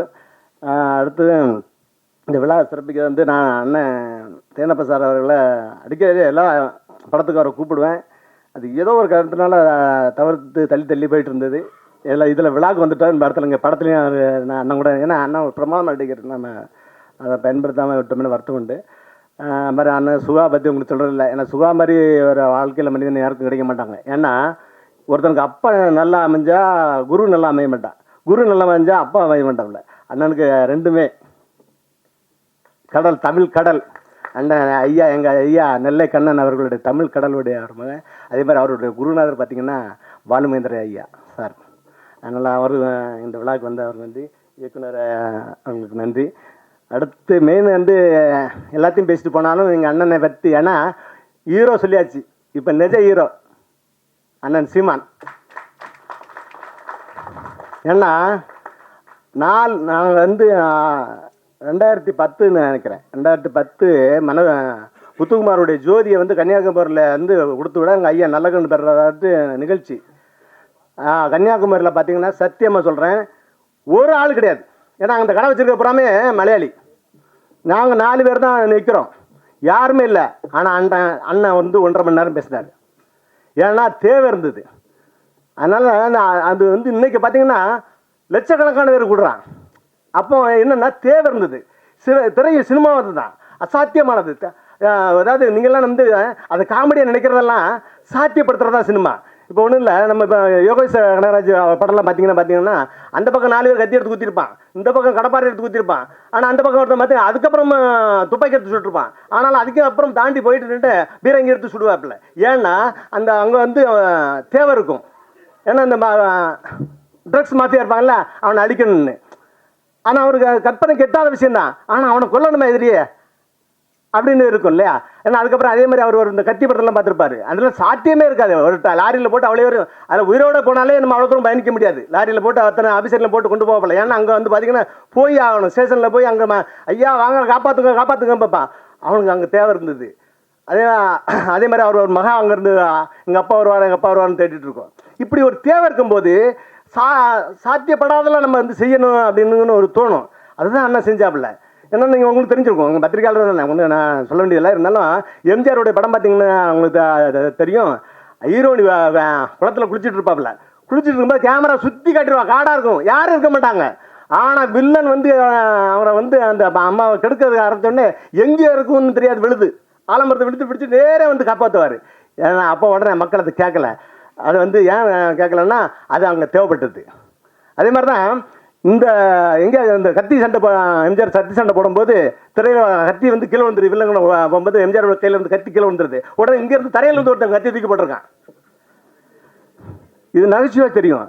ஆனால் அங்கே என்னென்னது அவனுக்கு தேவைப்படுது, இவனால் அதை செய்ய முடியும்னு நம்ம அவன் கத்தி எடுத்து போடுறான். ஆனால் அதுக்கப்புறம் நிறைய பேர் சினிமா போகும்போது கத்தியை கொண்டு போடுறான்னு சொல்லிட்டேன். ஏன்னா எம்ஜிஆர் கையிலேருந்து இந்த படம் இல்லை, எந்த படத்தில் போனாலும் கத்தி கிளம்பி நான் கத்தி கொடுக்கணும் அப்படின்னு. ஏன்னா இந்த கத்திங்கிறது என்னென்னா அவன் தன் பாதுகாப்புக்கு வச்சது. அவன் தன் பாதுகாப்புக்கு வச்ச கத்தியை அவன் எடுத்து எம்ஜிஆர் அங்கே வீசுறான், திரையாக இருந்தாலும். அதே மாதிரி இந்த நான் இந்த கத்தி எடுத்து வீசினேன் யாருக்காங்கன்னா சீமான் அண்ணனுக்காக. எல்லாரும் சுற்றி இருக்கலாம் சொல்லுவான், என்னடா கிணத்தனமாக இருக்குது, அவன் பேசுகிறதெல்லாம் வந்து நம்புற மாதிரியா இருக்குது, இதெல்லாம் சாத்தியமாடா பண்ணும், இதெல்லாம் ஆகுமாடா, இதெல்லாம் நடக்குமாடா அப்படின்னு பேசுவான். ஆனால் நான் எல்லார்ட்டும் சொல்லுவேன், இங்கே ஒன்று தேவை இருக்குது, இங்கே தமிழ் தேசியம் ஒன்று தேவை இருக்குது, அதுக்கு வேற எவனுமே இல்லை, சீமான் தான் இருக்கிறாப்புல, சீமான் தான் இருக்காப்புல நான் எல்லாத்தையும் சொல்லுவேன். யாருமே அப்பெல்லாம் கேட்கல. அதாவது இப்பவும் சொல்கிறான், நிறைய அரசியல்வாதிலாம் சொல்கிறான், இல்லை என்னடா இது எப்படி பேசிட்டே இருக்காப்புல, எப்படி பேசிட்டே இருக்காப்புலன்னா. ஆனால் மக்களுக்கு தெரியுது இவன் தேவை அப்படின்னு. அதனால தான் இன்னைக்கு கிட்டத்தட்ட 40 லட்சம் வாக்கு வாங்கினாப்புல அண்ணன். அதே மாதிரி இப்போ இன்னொரு நான் என் படத்தில் அதை தான் பேசியிருக்கேன். என்ன படத்துலன்னா கடைசி அங்கே தான் கொண்டு வரேன். இன்னொரு 40 லட்சம் வாக்கு இருக்குது. அது எங்கன்னா அந்த வாக்கு ஏன் வராமல் இருக்குன்னா மக்கள் அந்த 40 லட்சம் பேர் போடுறதுக்கு இருக்கான். அவனை வந்து யார் தடுத்துட்டு இருக்கான்னா அது நான் இந்த ஒரு சபை அப்படின்னு சபையிலேருந்து ஐயா அவனை போட்டுறக்கூடாது, அவனை போட்டுறாதீங்க, பிஜேபி வந்துடும்பா. அதே மாதிரி ஜமாத்தில் இருந்து போட்டிங்கன்னா பிஜேபி வந்துடும் சொல்லி அந்த 40 லட்சம் வாக்கை விழாமல் வச்சுட்டு இருக்காங்க, தடுத்துட்டு இருக்காங்க. ஆனால் இந்த அண்ணன் ஒரு ஆள் தாங்க இந்த 2 வித விஷயம். இஸ்லாமியர்கள் என்ன சொந்தம், இஸ்லாமிய தன்னை என் தம்பி அப்படின்னு சொன்ன ஒரே ஆள் அவர் தான். மற்ற கட்சிகள் எல்லாம் பார்த்தீங்கன்னா சிறுபான்மை பிரிவினே வச்சிருப்பான். இவன் தான் சொன்னா பெரும்பான்மை, அவன் பெரும்பான்மை தமிழன் சொன்ன ஒரே ஆள் அவர் தான். அதே மாதிரி சாதிகளில் பார்த்தீங்கன்னா எல்லா கட்சியிலுமே தலித்து பிரிவு, அந்த பிரிவு, இந்த பிரிவுன்னு இருக்கும். அண்ணன் சத்தியமாக தான் நானே போய் கற்றுக்கிட்டதும் இது பண்ணதான் என்னென்னா அங்கே எந்த சாதியாக இருந்தாலும் சரி, அண்ணன் தம்பி மச்சான் சித்தப்ப பிரிப்பன் தான். நாம் தமிழரில் மட்டும்தான் அது, வேறு எந்த கட்சியிலும் கிடையாது. ஸோ இங்கே என்ன இருக்குது, தேவைப்படுது இந்த மாதிரி விஷயங்களை வேறு எவனும் செய்ய முடியாது. உலகத்தில் எங்களுக்கு யாருமே செய்யலை. அப்போ அவன் தேவைப்படுறதுனால ஒருத்தன் வந்து வளர்ந்துக்கிட்டு இருக்கிறாங்கிறத விட்டுட்டு அவன் என்னென்னா அவன் சீமான் பேசுகிற அரசியலை எவனும் பேச மாட்டான். எவனும் பேசாமல் அவனுக்கு குறை சொல்கிறான்னு வெத்தாலும் சொல்லலாம். குறை சொல்கிறவங்கலாம் வேறு என்னதான் கிடைக்கும்னு பார்த்து ஒரு மற்ற விஷயங்கள்லாம் பேச அவரை வந்து வீழ்த்த நினைக்கிறது. ஆனால் வீழ்த்த முடியாது. ஏன் தெரியுமா, அவன் பிடிச்சிட்டு இருக்க ஒரு சங்க பிடிச்சிட்டு இருக்கான். அவனை யாரை எதிரி அப்படி சங்க பிடிச்சிட்டு இருக்கான். அவங்களும் மாற்றி அவங்கள வந்து வீழ்த்த நினைக்கிறவங்க யாருன்னு பார்த்தீங்கன்னா அண்ணா அந்த நான் ஒரு கதையோடு முடிச்சிடுறேன். ஏன்னா அந்த 40 லட்சம் வேறு அந்த வாக்குகள் வராமல் இருக்கிறதுக்கு காரணம் என்னன்னு சொல்கிறேன்னா, எங்கள் ஊரில் நான் சின்ன பிள்ளையா இருக்கும்போது 6 மணிக்கு மேலே ஊரில் எல்லாம் சொல்லுவாங்க, 6 மணிக்கு மேலே வெளியே வராதிங்க, 2 கண்ணை வந்துடுவான், 2 கண்ணை வந்து பிடிச்சிட்டு போயிடுவான், 2 கண்ணை வந்து பிடிச்சிட்டு போயிடுவான்னு. சரி அந்த 2 கண்ணை எங்கேருந்து வரான்னா 3 கண்ணிலேருந்து வரான் அப்படிம்பான். நாங்கள் பார்த்துட்டு சின்ன வயசில் பயந்துக்கிட்டே இருந்தோம். ஊருக்காரங்க யாரும் ஊருட்டு 6 மணிக்கு மேலே வர மாட்டாங்க. ஆனாலும் அந்த ஊரில் திருட்டு போயிட்டு இருந்தது, களவாண்டு இருந்தாங்க. யாரா கண்டுபிடிக்கலாம் பார்த்தா கடைசியில் பார்த்தா இந்த எவன் 2 கண்ணு வருவான், எவன் 3 கண்ணுலேருந்து வரான்னு எவன் சொன்னானோ அவன் தான் திருடி இருக்கான்.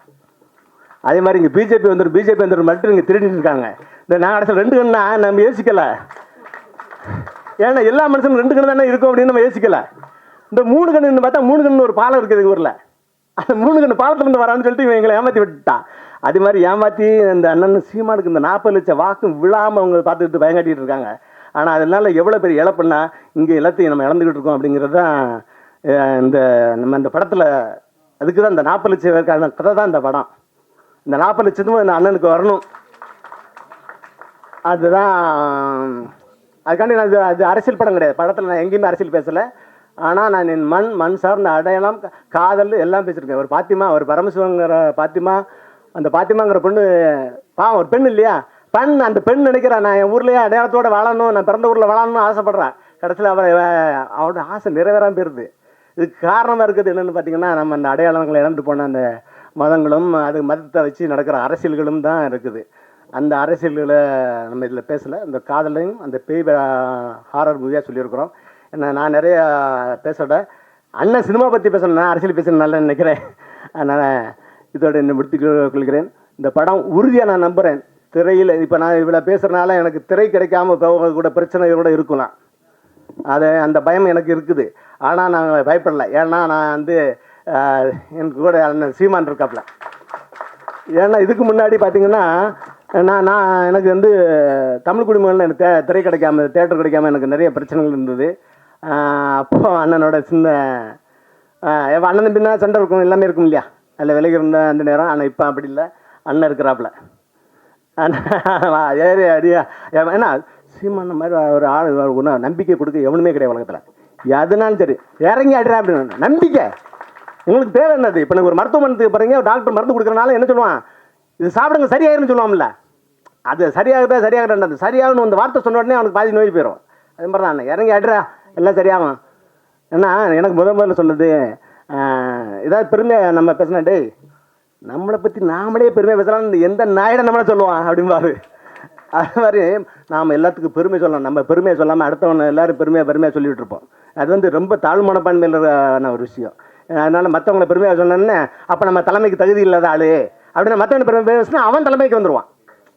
இது எல்லா இடத்துலையுமே, நம்ம வீட்லேயும் சரி எல்லா இடத்துலையுமே சரி. நீங்கள் நமக்கு எவ்வளோ ஸ்ட்ரென்த் இருக்குது, எவ்வளோ அறிவு இருக்குங்கிறது நம்ம நிரூபிச்சுட்டே இருக்கணும். இல்லைன்னா நம்ம காணாமல் போயிடக்கூட வாய்ப்பு இருக்குது. அதான் நடந்துகிட்டு இருக்கு உலகத்தில். உறுதியாக இந்த படம் வெல்லும். வெல்ற நிகழ்ச்சியில் ஒரு சக்ஸஸ் மீட்டில் நான் அவங்களை எல்லாரும் பத்திரிகையாளர் உறுதியாக சந்திப்பேங்கிற அசாத்திய நம்பிக்கை சீமான் மேலே மாதிரி அவரை துணையை வச்சு சொல்கிறேன். ஏன்னா சாத்தியப்படாதெல்லாம் சாத்தியப்பட்டு ஒன்றும் இல்லை சீமான். அதனால் நானும் சொல்கிறேன், உறுதியாக இந்த படம் வெல்லும். அதை நீங்கள் எல்லோரும் என்னை சக்ஸஸ் மீட்டில் சொல்லுவீர்கள். நன்றி, வணக்கம். அண்ணன் சீமான் அவர்களை அன்போடு அழைக்கிறோம், படத்தை பற்றி பேசுவதற்காகவும் எங்களை வாழ்த்துறதுக்காகவும்.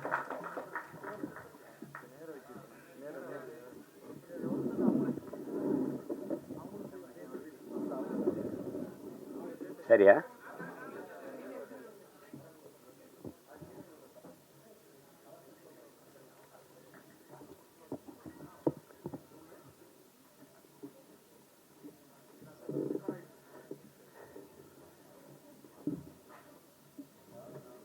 பரமசிவன் ஃபாத்திமா திரைப்படத்தினுடைய பாடல் வெளியீட்டு விழாவிற்கு வருகை தந்திருக்கிற அச்சு ஊடக, காட்சி ஊடக அன்பு உறவுகள் அனைவருக்கும்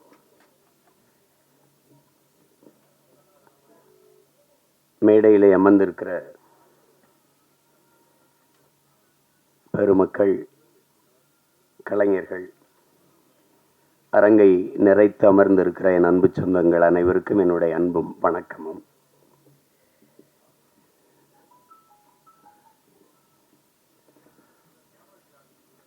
பாடல் வெளியீட்டு விழா என்றாலே இசையமைப்பாளர் தான் அதனுடைய நாயகன். ஒரு சிறு வயது மிக நேர்த்தியாக அந்த இசையை கேட்கும்போதே ஒரு உற்சாகம் பிறக்குது. நான் என்னுடைய தம்பி கார்வனன்ட்டு கூட சொல்லிட்டு இருந்தேன், ரொம்ப நல்லா இசையமைச்சிருக்கிறார். அது குறிப்பாக அந்த திருமண விழாவில் வந்திருக்க அந்த பாட்டும் சரி, சிவனடியார்கள் ஆடுகிற அந்த பாடலும் சரி, மிக செறிவா அந்த பாட்டை தந்திருக்கிறார். அதுக்கப்புறம் கேட்டால் அவர் பின்னணி இசையுமே ரொம்ப திறம்பட செய்திருக்கிறதா சொன்னாங்க. அப்படி ஒரு இளம் வயதில் இவ்வளவு திறமை மிக்க ஒரு இசைக்கலைஞரை பார்ப்பது ரொம்ப வியப்பாகவும் பெருமையாகவும் இருக்கு. தம்பி தீவன் சக்கரவர்த்திக்கு என்னுடைய அன்பும் வாழ்த்துக்களும். பாடலுக்கு மெட்டுக்கு எழுதுவது என்பது ஒரு எவ்வளவு கடினமானது என்பது தெரியும். அதில் என்னுடைய தம்பி ஏகாதேசி ரொம்ப இளம் வயதிலிருந்து நான் அறிவேன், என்னையும் அவன் அறிவான். கம்யூனிச இயக்கங்களில் தமிழ்நாடு முற்போக்கு எழுத்தாளர் சங்கங்கள் நடத்துகிற கலை இரவுகளில் தான் நான் என் தம்பியுடைய ஐக்கோ எல்லாரும் நாங்கள் இணைந்தோம். இணைத்தது ஒரு கொள்கை உறவு, அதை தாண்டி எங்களுக்கு இரத்த உறவு எல்லாம். தம்பி கார்வண்ணன் குறிப்பிட்டது மாதிரி ஏகாதேசி என்றாலே அந்த ஆத்தாவும் சேல அந்த ஆகாயத்தை போல பாடலை யாரும் மறக்க முடியாது. அது இந்த தமிழ்நாடு தாண்டி உலகம் முழுமைக்கும் போய் சேர்ந்த ஒரு உன்னதமான ஒரு காவிய படைப்பு தான் சொல்லணும். தாயினுடைய அன்பை அந்த சேலையை வச்சு அவன் சொல்லியிருக்கிற விதம் அவன் ஆகச்சிறந்த கவிஞன் என்பதை காட்டும். அதுக்கப்புறம் நிறைய திரைப்படத்தில் பாடல்கள் எழுதிட்டான். இந்த படத்தில் பாடல் எழுதிப்பது எனக்கு பெருமை, ரொம்ப மகிழ்ச்சி. அது என்னுடைய தம்பி கார்வண்ணன் படத்தில் ஒரு வளர்ந்து வருகிற இளைய இசையமைப்பாளரோடு ஒளிப்பதிவாளர் என் தம்பி துரைமுருகன் தான் அந்த காணொலியை காட்டினார், அந்த முன்னோட்டத்தை. அது எடுத்தோன்னே கேட்டது இது யார் ஒளிப்பதிவுன்னு, ஏன்னா எனக்கு தெரியும் இது அப்படின்னு. அது சுகுமாரனோடனே அதான் நினச்சேன் அப்படின்னு. அவனுடைய ஒளிப்பதிவு ரொம்ப சாதாரண ஒளிப்பட கலைஞனாக தான் வந்தான்.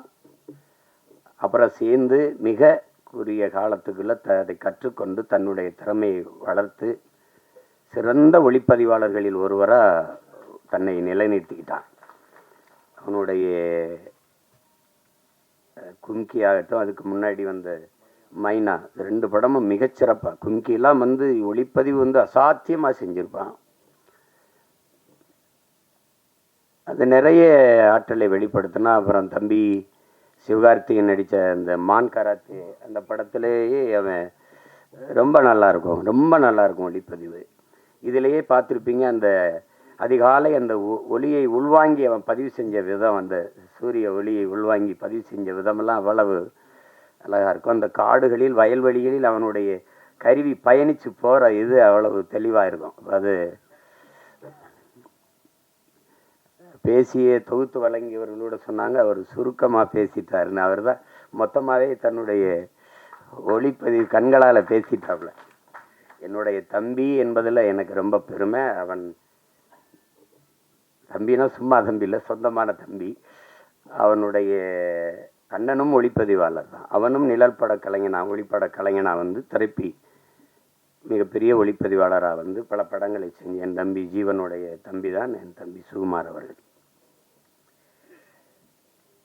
அப்போ இதில் நடித்திருக்கிற கலைஞர்கள் என்னுடைய அண்ணன் மனோஜ்குமார் அவர்கள் மிகச்சிறந்த வெற்றி படங்களை கொடுத்தார். மண்ணுக்குள் வைரம்னா அவரே ஒரு மண்ணுக்குள் வைரம்தான்.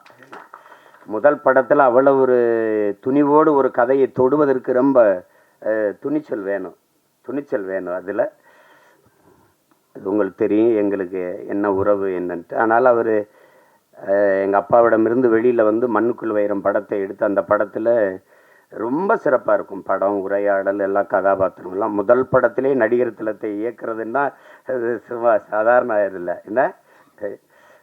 ஆமாம், எங்கள் அப்பா என்ன பாடுபடுவார் பசும்பொன்னில். முதல் மரியாதை எப்படின்னு தெரியாது, நான் தான் அதுக்கு எழுத்தாளர். என்ன சொன்னாலும் எங்கள் அப்பா உரையாடலை ஏற்றுக்க மாட்டாப்புல. 2 பேருக்கு ரொம்ப நேரம் சண்டை நடக்கும். அங்கே நாற்காலியில் எங்கள் ஐயா என்னையே பார்த்துருப்பார். என் மேலே ரொம்ப அன்பு. என்னதான் ஐயா பிரச்சனை உனக்கும் உங்கள் அப்பனுக்கும் அப்படின்னாரு. இல்லைங்க, நான் என்ன எழுதி கொடுத்தாலும் அதை வேணான்னு கிழிச்சு போட்டுறாரு, தூர போட்டுறாரு. என்ன நீ என்ன நினைக்கிற, நான் என்ன பேசணும்னு நினைக்கிறேன், எனக்கிட்ட சொல்லு, நான் டேக்கில் பேசிவிட்டேன். அவள் அதை சொல்லிடுவோம். காட்சி நடந்து வரவில் இந்த இடத்துல எங்கள் ஐயா எங்கள் அப்பா என்ன பண்ணார், கட் ஓகே அப்படின்ட்டு போயிடுவாப்ல.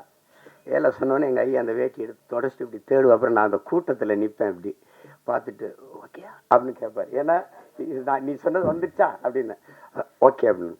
ஒரு 2-3 தடவை இது நடந்துக்கிட்டு இருக்குது. எங்கள் அப்பா கவனிக்கல. ஒரு தடவை நம்ம ஓகே சொன்ன பிறகு வேற யார்கிட்ட ஓகே கேட்குறாரு, யாரு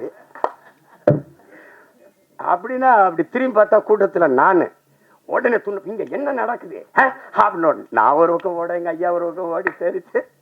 அப்புறம் அது மாதிரி அவர்கிட்ட அந்த பெரிய மேதையை வந்து முதல் படத்தில் இயக்குறது என்பது சாதாரண அது ஒரு பெரிய வாய்ப்பு. மண்ணுக்குள் வைரம்னா வைரம் தான். அதுக்கப்புறம் எங்கள் அண்ணன் எவ்வளோ வணிக படங்கள் எடுத்துட்டாங்க, பெரிய வெற்றி படங்கள் எல்லாம் கொடுத்துட்டாங்க. இப்படிப்பட்ட ஒரு படைப்பாளி இதில் நடிச்சிருக்காங்க. அப்புறம் எங்கள் அண்ணன் தேனப்பன் எவ்வளோ பெரிய படங்களை தயாரித்தாங்க. அவை சன்மையெல்லாம் எங்கள் அண்ணனுடைய தயாரிப்பு தான். இப்போ பார்த்தா எங்கள் அண்ணனை பார்க்குறதுன்னா நம்ம படங்களில் பார்த்துக்கிற வேண்டியது இருக்குது. இப்போ நடிக்க வந்துட்டாங்க. ஆனாலும் எங்கள் அண்ணனை வந்து அவர் குணத்திற்கும் அவர் படத்தில் நடிக்கிறது வில்லனாக நடிக்கிறாரு சகிக்க முடியல. எங்கள் அண்ணன் வில்லனாக எதுக்கு நடிக்கணும் அப்படின்ட்டு. அவ்வளவு நல்ல மனிதன். தேனப்பன் வந்து ஒரு சிறந்த தயாரிப்பாளர், சிறந்த நடிகர்களோட மிகச்சிறந்த நிர்வாகி. அதனால தான் எங்கள் அண்ணன் கமலஹாசன்லாம் அவரை கூடவே வச்சுருந்தாப்புல. அப்படிப்பட்ட ஒரு திறமையான ஒரு மனிதர் எங்கள் அண்ணன் தேனப்பன் அவர்கள். அதுக்கப்புறம் எங்கள் ஐயா தொகுப்பாளர் சொன்னாங்க, உங்களுடைய தமிழ் ரொம்ப நல்லா இருக்குது அப்படின்னு. தமிழ் கடலின் மகன் வந்து தமிழ் பேசலைன்னா அப்புறம் என்ன இருக்குது சொல்லுங்கள். எங்கள் அப்பா, நான் அப்பான்னு தான் சொல்லுவேன். அழைச்சா ஐயா ஐயா ஐயா நல்லா இருங்கய்யா, நல்லா இருங்கய்யா, என்னங்கய்யா அப்படின்னு. ஒன்றும் இல்லை ஐயா, படிக்கணுமையா படிக்கணுமையா படிக்கணுமையா, வாழ்க தமிழுடன். எல்லோரும் நம்ம வணக்கம் ஹலோ இப்படி தானே அழைப்பு எடுப்போம். நான் அழைச்சவன் நான் தானே தெரிஞ்சிடும், வாழ்க தமிழுடன் சொல்லுங்கய்யா அப்படி பேசுவோம். அவ்வளவு ஒரு அன்பு. தமிழ் கடல்னா தமிழ் கடல் தான். ஒன்று சொல்கிறேன், நானே எங்கள் ஐயா மைனும் நான் தம்பி படம் இயக்குறேன். நாங்கள் எல்லாம் ஒன்றா பணி செய்கிறோம். அதில் கவி பேரரசு முத்தமிழ் பேரறிஞர் ஐயா வைரமுத்துக்கிட்ட பாடல் வாங்க போகிறோம் 2 பேரும் இல்லையா ஐயம்மனே. அப்போ இங்கே இருக்குது ட்ரஸ்ட்புரத்தில். அங்கே போய் உட்காந்து பேசிக்கும்போது நான் அறிமுகப்படுத்துகிறேன் ஐயாவோட பையன் அப்படின்னு. உட்காருங்க உட்காருங்கன்னு பேசிட்டு ஐயா சொன்னது ஞாபகம் இருக்குது வைரமுத்து அவர்கள். தம்பி, கம்பன் கூட அவன் எழுதின காப்பியத்தில் கொஞ்சம் வரியை மறந்தாலும் மறந்துருப்பான், ஆனால் அப்பா மறந்துருக்க மாட்டார் அப்படின்னு இல்லையா. அவ்வளோ பெரிய அறிஞன் அவர். தமிழ் கடல்னா சும்மா இல்லை. அப்படி ஒரு பேரறிஞருடைய பெரிய தமிழ் பொக்கிஷத்தினுடைய மகன் எங்களுடைய ஐயா மகன். எனக்கு எப்போவும் எங்கள் ஐயா மையன், அவருக்கு எப்போவும் நான் அராஜகம்தான். வேறு அதுக்கப்புறம் சொல்லணும்னா எங்கள் அண்ணன் MS பாஸ்கர் சொல்லி சிரிச்சுக்கிருந்தான். இவன்லாம் ஏன்டா நடிக்க வந்தான்னு சில பேரை தோணும். எங்கள் அண்ணன் ஏன் இவ்வளோ நாள் நடிக்க வரலைன்னு தோணும். ஒரு பின்னணி கலைஞனாகவே இருந்து திரைமறைவிலே தன் குரலாலேயே பல பேருக்கு நடிப்புக்கு உயிர் ஊட்டிய ஒரு மாபெரும் கலைஞன். ஒரு காலம் அவரை கைவிடாமல் கொண்டாந்து நம்ம முன்னாடி நிறுத்திடுச்சு. எந்த கதாபாத்திரம்னாலும் ஆகச்சிறப்பாக செய்யக்கூடிய ஆற்றல் இன்றைக்கி தமிழ் திரையுலகில் எங்கள் அண்ணனுக்கு தான் இருக்குது. அது பல படங்களை சொல்லலாம். அது சிறிய கதாபாத்திரம் பெருசு அப்படிலாம் கிடையாது. அதுவும் ஒரு தவம். இப்போ என் தம்பி சொல்லும்போது சிவாஜி மாதிரின்னு எங்கள் அண்ணன் கூச்சப்பட்டார். நாங்கள் உங்களை சிவாஜியாயின்னு சொல்லலை. அது மாதிரின்னா மாதிரின்னு எப்படின்னா அந்த ஈடுபாடு. உதாரணமாக இப்போ எங்கள் ஐயாட்ட சொல்கிறேன். எங்கள் ஐயாவுக்கு பசுமன் படத்தில் நடிக்கும்போது அண்ணன் சிவகுமாரை உங்களுக்கு தெரியும், அது ஒரு பிசாசு. ராதிகா மேர தெரியும், அவங்க ஒரு பிசாசு. எல்லாருமே மிகச்சிறந்த கலைஞர்கள். அந்த திரையை வந்து உயிராக நேசிக்கிற ஒரு கலைஞர்கள். இது எங்கள் அப்பா. அப்போ கண்ணன் ஐயா ஒளிப்பதிவு எல்லாம். இப்போ இவங்க என்னன்னா எப்போ படப்பிடிப்புனாலும் அதிகாலையில் ஒரு 5 மணி, அதிகாலையில் ஒரு 4 மணி அப்படி வச்சா இங்கேருந்து வண்டி போய் நாங்கள்லாம் நிற்கும்போது ஒரு நாற்காலியை போட்டு ஒரு ஆள் உட்காந்துருக்கோம். அது யாருன்னா எங்கள் ஐயா நடிகர் திலகம் அவர்கள் உட்கார்ந்துருப்பாங்க. தினம் கூச்சப்படுவாங்க, என்னடா நம்ம இவ்வளவு முன்னாடி வந்தும் அதுக்கு முன்னாடி வந்து உட்காந்துருக்காரடா அப்படின்னு நினச்சி இவங்க எல்லாம் கூடி பேசுகிறாங்க. நாளைக்கு எப்படியாவது நம்ம சீக்கிரம் அவருக்கு முன்னாடி ஒரு 5 நிமிஷமாக அது முன்னாடி வந்துடணும்ன்ட்டு. புரியுதா அவங்களுக்கு? எல்லாரும் பேசி வச்சு வரும்போது அதே மாதிரி முன்னாடி நாற்காலி போட்டு உட்காந்துருக்காப்புல. ஏன்டா டே ஐயோக்கிய பிள்ளைகளா, எனக்கு முன்னாடி நீங்கள் வந்துடுவீங்களா அப்படின்னு. அந்த இதில் இத்தனை படம் நடித்தும் அந்த ஈடுபாடு, அந்த முனைப்பு, அந்த ஆர்வம், ஒரு துளியும் குறையாத ஒரு மகனை நம்ம பார்க்கவே முடியாது திரையுலகில். அது மாதிரி இப்போ எங்கள் அண்ணனுக்கு என்னென்னா, எந்த கதாபாத்திரம் கொடுத்தாலும் அந்த அர்ப்பணிப்பு முழுக்க உள்வாங்கி அந்த கதாபாத்திரத்தின் தன்மையோடு இணைந்து வெளிப்படுத்துகிற ஆற்றல் இன்றைய தலைமுறையில் எங்கள் அண்ணன் எம்எஸ் பாஸ்கருக்கு இணையாக யாரும் இல்லை. அது சின்ன இப்போ நீங்கள் அண்மையில் இப்போ ஓடிக்கொண்டிருக்கிற டூரிஸ்ட் ஃபேமிலி அந்த படத்தை பார்த்தீங்கன்னா கூட அந்த அந்த பையனை தம்பி சசியை வந்து இவர் கொடுமைப்படுத்துகிறாருங்கும்போது நம்ம கோபமாக வரும். அவன் நிற்கும்போது அவன் நான் கேரளா மலையாளின்னு சொன்னது இல்லை, நான் இலங்கையிலேருந்து வந்திருக்கேன், தமிழன்னொன்னே சாவியை தூக்கிவிட்டு வண்டிடு சேவ் பண்ண போகணும் அப்படின்னு வரல. அது இங்கிலீஷ் நடிகை. என்ன இங்கிலீஷ் நடிகை? எங்கள் அண்ணன் கருப்பாக போயிட்டானே ஒழிய அவன் இங்கிலீஷ் நடிகனுக்கெல்லாம் பெரிய நடிகன், மிகப்பெரிய கலைஞன். அவனுக்கு ஒரு வரம் வந்திருக்கு பாருங்க, தாத்தா காமராஜுக்கு குரல் பதிவு கொடுத்த கலைஞர். அது எவ்வளோ பெரிய இது, எப்படி சிலர் வருது. இதெல்லாம் இன்னும் எனக்கு நான் ஒரு தாய் குழந்தையோட ஐயா என் புருஷன் இப்படி போலீஸ் பிடிச்சிட்டு போயிடுச்சா, ஏன் பிடிச்சிட்டு போனாங்க, சும்மா பிடிச்சிட்டு போயிருக்க மாட்டாங்களே, இல்லை சாராயம் தானே பாத்தியா, சாராயம் தானே ஐயா, என் குடும்பம் கெடுமா, அதுனா சேச்சே போப்போ. அதெல்லாம் கொலகார போய் கொலை பண்ணால் அவனை மன்னிக்கலாம், ஒரு குடும்பம் தான் போகும். சாராயம் வச்சா தான் ஊரே நாசமாக போயிடும், போப்பா உடனே மன்னிக்க முடியாது அப்படிம்பாரு. அதெல்லாம் அது அந்த அவர் என்ன உடல் மொழியில் நடித்தாரோ அதையே அளவுக்கு தன்னுடைய குரல் வளத்தால் குரல் நடிப்பில் போய் பொருத்தி பேசுறதுங்கிறது, குரல் கலைஞர்கள்ங்கிறது சாதாரணம் கிடையாது. அப்படி எண்ணற்ற படங்களுக்கு உயிர் கொடுத்த மகன் இன்னைக்கு திரையில் நம்ம பார்க்குறோம். நானே எங்கள் ஐயா மேனும் பேசிக்கிட்டு இருந்தாலும் ஒரு 15-20 வருஷத்துக்கு முன்னாடி வந்திருக்கக்கூடாதா அப்படின்னு. அது அவ்வளோ பெரிய அற்புதமான ஒரு கலைஞன் எம்எஸ் பாஸ்கரன் தான். அவர் இந்த படத்தில் நடிச்சிருக்கிறார். அது என் தம்பியோட இயக்கத்தில். என்கிட்ட கேட்குறாரு, நீ ஏன்டா எனக்கு வாய்ப்பே கொடுக்கலன்னு. நான் படம் எடுக்கிற நிலைமையிலையான்னா இருக்கிறேன் அப்படின்ட்டு. அதுக்கப்புறம் என்னுடைய தம்பி விமல், நாங்கள் அவனை கதாநாயகனாக பார்க்குறது இல்லை, எங்கள் குடும்பத்தில் ஒரு இளைய தம்பி அவன். எங்களுக்கு எல்லாருக்கும் அப்படி தான், அவன் மேலே நாங்கள் எல்லோரும் பேரன்பு வச்சுருப்போம். எங்கள் குடும்பங்கள் இருக்கிற எல்லா நிகழ்வுலையும் அவன் இருப்பான். அப்படி செல்ல தம்பி அவர். அவனுடைய வெற்றி, அவனுடைய வளர்ச்சியில் எங்களுக்கெல்லாம் பெரும் ஆர்வமும் பெரும் மகிழ்ச்சியும் இருக்குது. இன்னும் அவனுக்கு கலவாணி மாதிரி படம் வரணும், இருந்தாலும் அவனுக்கு வாகை சுடவா மாதிரி படம் நிறையா வரணுங்கிறத என்னுடைய இது. அந்த படத்தில் என் தம்பி சர்க்குணமும் இன்னும் அவனுக்கும் அந்த மாதிரி ஒரு படம் வரணும். என் தம்பி விமலுக்கும் அவ்வளவு சிறந்த ஒரு படம். அது பல விருதுகளை எல்லாம் வென்றது. ஒரு வாழ்வியலை அந்த வறண்ட நிலப்பகுதியில் வாழ்கிற செங்கல் காலவாயில் இருக்கிற அந்த மக்கள், அந்த பிள்ளைகளின் கல்வி, எவ்வளோ சிறந்த படைப்பில் நடித்து அந்த தம்பி இதில் கதாநாயகன் நடிச்சிருக்கிறார். சாயா அவங்க எங்கள் அண்ணன் பொண்ணு, அவங்க மறந்துருப்பாங்க. ஒரு தடவை எங்கள் அண்ணன் மகள் நடிச்சுக்கிட்டு இருக்காவா அறிமுகப்படுத்தினார் யார் கண்ணன். நாங்கள்லாம் ஒரே குடும்பம். அதில் நம்ம வீட்டு பொண்ணு நம்ம படத்தில் நடிச்சிருக்கிறது பெருமை. அடுத்து சேஷாஸ்விதா அவங்க கேட்டேன், அவங்க பேர் கனிமொழின்னாங்க. அவங்க இப்போ சேஸ்வதா ஏதோ பேரை மாற்றி வச்சுருக்காங்க. தமிழ் எப்படி அழியுதுன்னு கேட்டிங்கன்னா இப்படி தான், கனிமொழின்னு ஒரு பேரை மாற்றி வைக்கிறது அப்படி தான். என்ன பண்ணுறது, ரெயின்போன்லேயே தமிழில் எழுதுங்கன்னு சொல்கிற நிலமையில இருந்தால் அதெல்லாம் நம்ம மொழியில் பேர் வச்சுக்கிறது கூச்சப்பட வேண்டியது இல்லை. நீங்கள் நல்ல பேர், அதெல்லாம் உங்கள் பேர் கனிமொழி அவர்கள். அடுத்து என்னுடைய தம்பி சுரேஷ், என் மண்ணுக்காரன், என் மேலே பெரிய பாசம் கொண்டவன். என்ன மனசில் பட்டதை கூச்சமில்லாமல் பேசுவான். அது மற்றவங்களுக்கு வெறுப்பாக இருக்குது. இப்போ என்னையெல்லாம் பார்த்தா சில பேருக்கு அருவறுப்பாக இருக்குது, வெறுப்பாக இருக்குது, என்னத்தையோ பேச்சு கிடக்கிறாப்புல இருந்தால் அப்படின்னு. அது மாதிரி தான் அது அவனுடைய இயல்பு. அவனுக்குள்ள நல்ல ஒரு மனிதன் இருக்கான், நல்ல மனிதாபிமானம் இருக்குது. இரு உட்காரு. சிவன் கைகட்டி நின்னா சரியா இல்லை, என் பாட்டன் ஆதி பெரும்பாட்டன் கைகட்டுறது சரியா இருக்குது. அதுக்கப்புறம் விஆர் அவர் விமல் அவர், நீங்கள் நல்லா வரணும், நல்ல உடலை நல்லா பேண்டுறீங்க, உங்களுக்கு பாராட்டு. நீங்கள் அதை தொடர்ச்சியாக செய்யுங்க. இன்றில் என்றாவது சரியான வாய்ப்பு வந்துடும். என் தம்பி அருண் விஜய் தெரியுமா, OMCயில் நாங்கள்லாம் பயிற்சி எடுப்போம். அப்போ அவன் நல்லா உடலை வச்சுருப்பான். வாய்ப்பு சரியாக வரலை, நான் சொன்னேன், நீ இதை மட்டும் சரியாக செஞ்சுக்கிட்டே இரு, ஒரு நாள் நீ சரியான இடத்துக்கு வந்து வென்றுவாங்க. அதே மாதிரி அவனுக்கு படம் வந்து அடிச்சிட்டான். தடயம் அந்த படங்கள்லாம் வந்து குற்றம் 23 அடிச்சிட்டான். அதனால் அதை மட்டும் சரியாகுங்க. உங்களுக்கு ஒரு சான்று உட்காருங்க சார்.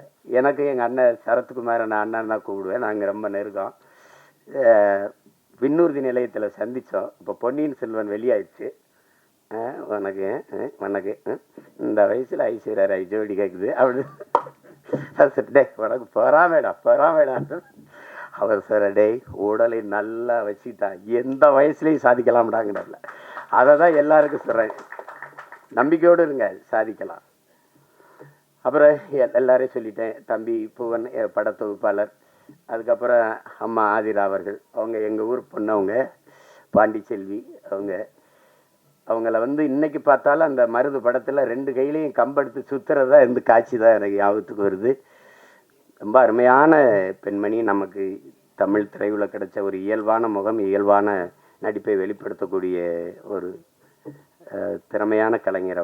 அவங்களுக்கு என்னுடைய அன்பும் வாழ்த்துக்களும். எல்லாரையும் சொல்லிட்டேன்னு நினைக்கிறேன். என் தம்பி சுகுமார் இருக்கான். திரையுலகத்தை தாண்டி நடிப்பு, இதை தாண்டி என் மேல் அன்பு கொண்ட ஒருத்தன். அவனுக்கு மொழி இனப்பற்று அதிகம். காதல் படத்தில் இருந்தே தம்பி சுகு எனக்கு தெரியும். அப்புறம் மகேந்திரன் சிறந்த கலைஞன். அவனுக்கு வாய்ப்பு சரியாக அமையலை. அவன் நடித்த சல்லியர்னு படம் இருக்குது, சல்லியர்கள், அதில் அவன் தான் கதாநாயகன். மிகச்சிறப்பாக நடிச்சிருப்பான். இருக்கான்னா போயிட்டான். மகேந்திரன் ரொம்ப சிறப்பாக நடிச்சிருப்பான். ஒரு போராளியாக வந்திருப்பான். அவருக்கு காலம் இருக்குது, எங்கே போயிருப்பது. நல்ல திறமையான கலைஞன். அப்புறம் என் தம்பி துரைமுருகன், சரி, அவன் சமூக பற்றாளர், சமூக ஆர்வலர்.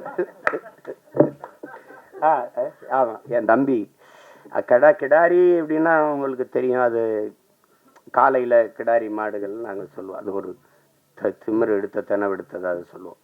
அது கிடாரி படத்தில் ரொம்ப அருமையான இது கையாண்டிருக்கு. குறிப்பாக எங்கள் அண்ணன் வேல ராமூர்த்தியுடைய கதாபாத்திரம் எனக்கு இன்னும் மனசில் இருக்குது. தம்பி பிரசாத் முருகேசன் அவர்கள்.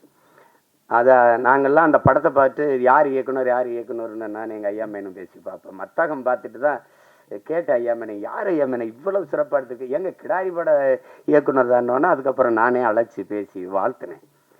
ரொம்ப திறம்பட்ட, அவனுக்கு என் மேலே அன்பு இருக்கு இல்லையோ, அவனுடைய மகனுக்கு என் மேலே பேரன்பும் பிடிப்போம். என்னை பார்க்கறதுக்காக வந்திருக்கான்னாங்க. நான் அவனை சந்திக்கணும். இது எல்லாரையும் சொல்லிட்டேன். என்னுடைய தம்பி கார்வண்ணனை பற்றி உங்களுக்கு சொல்லணும். நாங்கள் வந்து அவர் எந்த திசையில் இருந்தார், நான் எந்த திசையில் இருந்தேன்னு தெரியல. ஆனால் எங்களை ஒரு ஒரு உணர்வு வந்து இணைக்குது. அது எங்களுடைய மொழி இனப்பற்று. அப்போ அவர் எடுத்த படங்கள், இப்போதானே படம் வந்து பார்க்கும்போது அவர் பெட்டிக்கடை முதல் படம், அதுவும் கிராமத்தில் நடந்த அனுபவத்தில் எடுத்தது தான். அதுக்கப்புறம் தமிழ் குடிமகன், அது என் தம்பி துறை சொன்ன மாதிரி ஒடுக்கப்பட்ட தமிழ் சமூகத்தினுடைய நிலையை, இன்றைக்கு அந்த நிலை இருக்குது அப்படிங்கிறத படம் எடுத்தார். என்னுடைய தம்பி சேரன் அவர்கள் நடிச்சிருந்தாங்க. ரொம்ப அருமையான படம். நான் திரையில் பார்க்க முடியல, தொலைக்காட்சியில் தான் அந்த பார்த்தேன். அதை பார்த்துட்டு நான் பாராட்டி வாழ்த்து அறிக்கையெல்லாம் கொடுத்தேன். ரொம்ப சிறப்பாக இயக்கியிருந்தார். அது உரையாடல்கள், திரைக்கதை, போக்கு எல்லாமே மிக நேர்த்தியாக இருந்தது. அடுத்தது இப்போ இந்த படம் வந்து மிக சிறப்பாக வரும்னு நினைக்கிறேன். அவர் தொடர்றது ஒரு பிரச்சனையை, அந்த பிரச்சனையை பயந்து தான் அதை சரி செய்ய முடியாமையே போயிடுது. அது ஒரு சமூகத்தில் இருக்கிற பெரிய அவலம் தான். சில இதை பேச மறந்துடும் இல்லையா. மேல்பாதி மங்கலத்தில் கோயிலுக்குள்ள விடலைன்னா நமக்கு எதுக்கு பிரச்சனைன்னு நினைக்கிறாங்க. அது ஓட்டுக்காக நிற்கிறவன் தான் அதை சிந்திப்பான். நாட்டுக்காக நிற்கிறவன் அதையெல்லாம் சிந்திக்க முடியாது. நீ போட்டா போடு, போடலைன்னா போ, சரி எதுவோ அதுதான். உலகத்தில் என் அன்பு சொந்தங்கள் உங்களுக்கு சொல்லுவேன், உலகத்தில் சாதித்த எல்லோரும், இந்த உலகத்தை இவ்வளவு பெரிய மாறுதலுக்கு கொண்டு வந்த எல்லோரும் தன் மனச்சான்று வழிகாட்டுதன்படி நடந்தவன் தான் இவ்வளவு பெரிய மாறுதலை கொண்டு வந்திருக்கான். நீங்கள் சின்ன சமரசம் செஞ்சாலும் அது சரியாக வராது. வெளியில என்ன சொல்கிறா, நீங்கள் ஒவ்வொருத்தனும் என்ன சொல்கிறான், உலகமே உன்னை இதை செய் என்று சொன்னால் சரியில்லை என்று பட்டால் செய்யாத, உலகமே செய்யாதே என்று சொன்னால் சரி என்று பட்டால் செஞ்சிருந்தான். அதுதான் கோட்பாடு. அதை தான் நம்ம செய்யணும். விவேகானந்தர் நமக்கு என்ன கற்பிக்கிறார், எதற்காகவும் உண்மையை விட்டு கொடுத்துறாத, ஆனால் உண்மைக்காக நீ எதையும் விட்டு கொடுங்கிறது. இதே வெவ்வேறு வடிவத்தில் ஒவ்வொரு தத்துவ ஞானிகளும் மேதைகளும் சொல்லி வந்திருப்பாங்க. ஆனால் இதே தான் எங்கள் தலைவர் என்ன சொல்கிறார், நாம் சாகலாம் சாதாரணமானவர்கள், ஆனால் சத்தியம் தோற்றதாக சரித்திரத்தில் செய்தி இல்லை, நாம் சத்தியத்தின் பக்கம் நிற்கிற சத்தியத்தின் மக்கள் நாம் வெல்லுவோங்கிறதுல அது என்கிட்ட தான் சொல்கிறதில்ல. அது அந்த மாதிரி நம்ம எதிர்க்கும் நபிகளே என்ன சொல்கிறாரு, அநீதியை கண்டு அச்சம் இல்லாமல் துணிந்து எதிர்ப்பவன் எவனோ அவனே உண்மையான ஜிகாத்துங்கிறாங்க. அநீதின்னு தெரிஞ்சிருச்சு, அவன் எதிர்க்கணும். சேகுவார் என்ன சொல்கிறான், உலகத்தில் எங்கெங்க அநியாயம் நடக்குதோ அதை கண்டு நீ பொறுக்க முடியாமல் கோவப்படுவாயானால் நீனும் என் தோழனேங்கிறான். நீனும் என் தோழன் தான். நான் தம்பி படத்தில் இறுதியில் அந்த உரையாடல் அவருடைய கோட்பாடை அதை எடுத்து போட்டிருப்பேன். அப்போ அது அச்சப்பட்டுக்கிட்டே இருந்தால் மேல் பாதியில் குடிக்கிற நீரில் இந்த நூற்றாண்டில் ஒருத்தன் சிங்கத்தை கலக்கிறான்னா அதையும் சகித்துக்கிறது, எல்லாத்தையும் சகித்துக்கிறது. சகித்து சகித்து சகித்து தான் ஒரு அடிமை எப்படி பிறக்கிறான்னு நினைக்கிறீங்க? அடிமை எப்படி பிறக்கிறான்? அநீதியை கண்டு எதிர்க்க துணிவில்லாதவன் அதை சகித்துக் கொள்கிறான், தொடர்ந்து சகித்துக் கொள்கிறவன் அடிமையாகிறான். இவ்வளவுதான் அடிமையின் பிறப்பு. அப்படிதான் நம்ம அடிமை ஆயிட்டோம். எதை உங்களால ஏத்துக்க முடியுது? ஊழல் தெரியுது, லஞ்சம் தெரியுது, மணலள்ளி விற்கிறான் தெரியுது, சாராங்காய்ச்சி விற்கிறான், கஞ்சா வின்னு கொக்கைன்னு எல்லாம் விற்கிறான் தெரியுது, ஆனாலும் கேட்க முடியாது. இதுதான் இது காரணம் பயம். அதையும் எங்க தலைவர் இந்த மரணம் என்ற ஒன்றுக்கு பயப்படுவதாலே இந்த மானுட சமூகம் பல்வேறு துன்ப துயரங்களை தூக்கி சுமக்குதுங்கிறவள. எதுக்கு பயப்படணும்? நான் உயிரோடு இருக்கிற வரை சாவு என்கிட்ட வராது. நான் சாகும்போது நான் உயிரோடு இருக்க மாட்டேன். மரணம் என்கிட்ட வரும்போது உயிரோடு இருக்க மாட்டேன். எதுக்கு பயப்படணும்? பயப்படுறதுனால ஒருத்தன் நீண்ட நாள் வாழ்ந்துருவானா நம்ம எல்லாம் பயந்துட்டே இருக்கலாம். அர்த்தமற்றது, அர்த்தமற்றது. பயம்ங்கிறது கோழைகளின் தோழன், அது வீரனுக்கு எதிரி.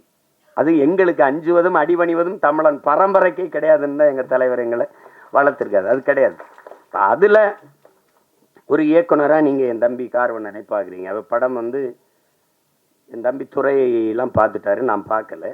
அது பார்க்குறதுக்கான நேரம் வாய்க்கல. இந்த 3 பாடல்கள் அவர் எடுத்த முன்னோட்டம், அவர் சொல்லுகிற செய்தி, அதுலேயே தெரியுது அவர் எதை தொட்டு எதை சொல்ல போகிறாரு அப்படின்னு. இங்கே ஒன்று நீங்கள் கவனிங்க, மதம் மாறிக்கொள்ளக்கூடியது, ஆனால் மொழியும் இனமும் மாறிக்கொள்ள முடியாது. அது அடிப்படையில் நீங்கள் புரிஞ்சுக்கணும். மதத்தையும் தாண்டிய ஒரு புனிதம் இருக்குது, அதுதான் மனிதம். அதை யாரும் இவர்கள் தேடுவதும் இல்லை, போகிறதும் இல்லை. இஸ்லாமியருக்கு ஒன்று உயிர், கிறிஸ்தவனுக்கு ஒரு உயிர், இந்துக்கு ஒரு உயிர் என்று கிடையாது. எல்லா உயிரும் யார் மேலே கீறினாலும் ரத்தம் ஒன்று தான். ஆக மொத்தம் இப்போ நீ நானும் 10 மாதம் தான் நம்ம தாத்தா பட்டுக்கோட்டை பாடினதை நிலையில் வச்சுக்கணும். இதுதான் இங்கே இருக்கிற பிரச்சனை. எல்லாருக்கும் எல்லா மதங்களையும் மனிதம் இருக்குது, எல்லா மதங்களையும் சிக்கல் இருக்குது. இதை கடந்து போய் இன்னைக்கு இந்த உலகத்தில் எல்லாரும் மனிதனை மனிதன் கொள்வதற்கு, இத்தனை உயிர் அழிப்பதற்கு எத்தனை விதமான ஆயுதங்களை கண்டுபிடிக்கிறான். ஆனால் அந்த ஆயுதங்களையெல்லாம் வெல்லுகிற ஒரு ஆற்றல் அவன்கிட்ட இருக்கு, அதான் பேரன்பு. அந்த அன்பால் எல்லா ஆயுதங்களையும் வீழ்த்த முடியும். அதுதான் இன்னைக்கு நீங்கள் உலகத்தில் எவன் பாடுனா, புதியதொரு உலகம் செய்யும் கெட்ட போரிடும் உலகத்தை வேரோடு சாய்ப்பவன் பண்ணது எந்த ஆத்தன் புரட்சி பாவலன் தான். அவனுடைய பேரனும் பேத்திகளும் கெட்ட போறனால வேரோட சாஞ்சிச்சு ஈழத்தில். அதானே அது சிக்கல். அந்த மாதிரி நேரத்தில் இறுதி போர்க்கட்ட சூழலில் என் தலைவன் இருந்து நான் வந்த பிறகு தொடர்ச்சியாக பேசி பேசி சிறைப்படுத்தப்பட்டேன். யாருமே என்கிட்ட நெருங்க பயந்தாங்க. 1 ஆண்டுகளுக்கு மேலே சிறையிலே இருந்துட்டேன். அப்போ அந்த நேரத்தில் ரொம்ப சோர்வு. அப்போ என்னை தேடி ஒருத்தர் படம் எடுக்கணும்னு வர்றாருல, ஒருத்தர் வரார். வந்தவர் அவர் அதுக்கு முன்னாடி 2 படம் எடுத்துருக்காரு. என்னோட படம் எடுக்கணும்னு வந்தோடனே அந்த மனநிலையில் படம் இருக்கலாம். ஆனால் என்னோட வந்தது அவர் ஆறுதலாக இருந்தது. அப்போ பேசும்போது அது காரணம் அவர் சொன்னார் மாதிரி நான் கத்தி கதறி வெடித்து இந்த தம்பி உதாரணமாக இந்த ஈழப்படுகொலை எப்போ பேசி பேசி சிறைப்பட்டோம் அது கவனிச்சிருக்காரு. ஒருத்தர் இப்படி பேசிட்டு இருக்காருன்னா அந்த ஈர்ப்பு, அவர் திருநெல்வேலி இருக்காரு, நான் சிவகங்கையில் இருக்கேன். எங்கள் 2 பேரையும் சேர்க்கு ஒரு இடத்துல சேர்த்த பிறகு இந்த படத்துக்கு இந்த இதுக்கு சம்பந்தம் இல்லை, இந்த பாடல்கள் சம்பந்தம் இல்லை. ஆனாலும் நீங்கள் தெரிஞ்சுக்கணும், ஒருத்தருக்கு இந்த பாடல்களுக்கு சம்பந்தம் இருக்கு. விழி மூடி மறைந்தாலும் முத்துக்குமரா, எங்கள் மனதோடு நிறைந்தாயே முத்துக்குமரா, தாய் அன்போடு தனையேந்த முத்துக்குமரா, உன் பெரும் தியாகம் மறவோமே பச்சை தமிழா, நீ விழி மூடி மறைந்தாலும் முத்துக்குமரா, எங்கள் நீ மனதோடு நிறைந்தாயே முத்துக்குமரா, பகைமையும் துரோகமும் தாய் மண்ணை சூற போல பாவிகள் கூட்டமோ நம்மை வந்து ஆள எரிமலையாயளவே மறந்திங்கு போக எலி பொறியில் எலியாய் தமிழனும் நோக மனம் பொறுக்காமல் சென்னறுப்பாலே உனை தீண்டியே எம் உணர்வையே எரிய வைத்தாயே நீ. இந்த பாட்டு இருக்கு பாருங்க. விழி மூடி மறைந்தாலும் முத்துக்குமரா எங்கள் மனதோடு நிறைந்தாயே முத்துக்குமரா. இந்த பாட்டு ஆண்ட பரம்பரை இங்கு மாண்டு போவதோ ஆள பிறந்தவன் இன்று அடிமையாவதோ வீர தமிழினம் இங்கு வீழ்ந்து போவதோ வீணர் கூட்டம் இங்கே நம்மை ஆள்வதோ எங்கள் இனத்தை அழிக்க துடிப்பவன் எவன் எரிமலை ஆற்றில் குளிக்க நினைப்பவன் அவன். இந்த பாட்டு தலைமகனே எம் பிரபாகரனே தலைநகரே திரிகோண மலையே. இந்த பாடல்கள் இன்னைக்கு தமிழ்நாட்டில் எல்லா இடங்களையும் ஒலிக்குது. எங்களுடைய இன உணர்வுள்ள மக்கள் கூட்டங்களில் இது பரவலாக கேட்கப்படுது. எங்களுடைய கட்சி பாடலில் இது ஒரு கொள்கை பாடலாக பரப்பப்படுது. இந்த பாட்டை 2010ஆம் ஆண்டு இதை தயாரித்து அங்கே செய்கிறோம். இது தம்பி இசைவேந்தன் ஒரு தம்பி எழுதின பாட்டை என்னுடைய அன்பு மைத்துனர் கவிதாஞ்சனை வச்சு இந்த பாடல்களை பதிவு செஞ்சோம். அதுக்கு அன்றைக்கே 10 லட்சம் ரூபாயை செலவழித்து இந்த பாட்டை பதிவு செய்து கொடுத்த தம்பி தான் என்னுடைய ஆறுயிர் தம்பி கார்வண்ணன் அவர்கள். அவனுக்கு இந்த மொழி மீதும் இனத்தின் மீதும் இருக்கிற பற்றுக்கு இதுவே உங்களுக்கு ஒரு சான்று. நாங்கள் 2 பேரும் இணைந்தோம் அப்படின்னா மொழி அழிந்தால் இனம் அழிந்து விடும். தமிழ் இல்லைனால் தமிழர் இல்லை, தமிழர் என்ற இனம் இல்லைன்னா நாடு இல்லை, அவ்வளவுதான்.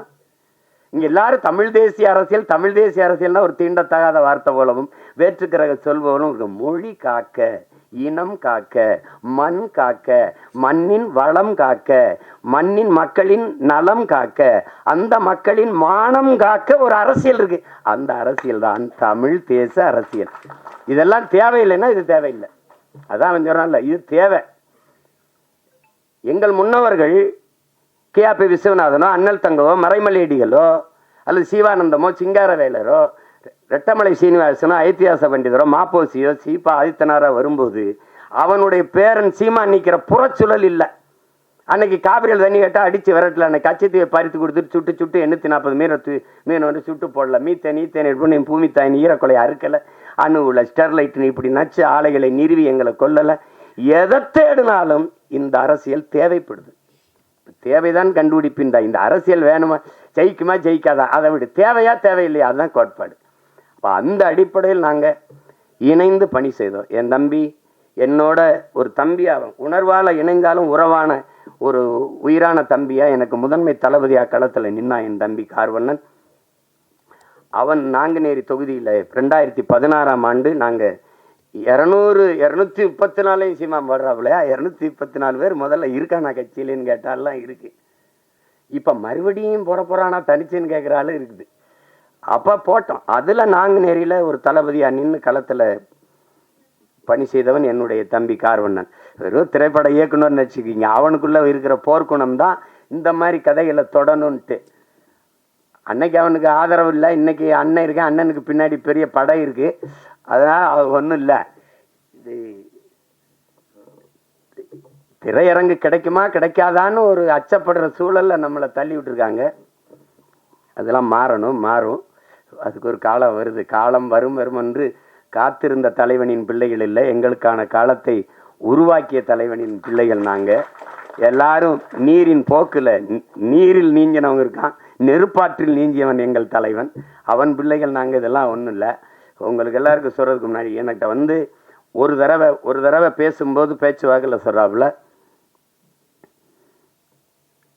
இந்த சாவு மனிதன் இந்த மரணம் ஒன்று பயப்படுறதுனால தான் எல்லா சிக்கலையும் எதிர்கொள்ள வேண்டியது இருக்குதுன்னு ஒரு தடவை சொல்லிடுறாரு.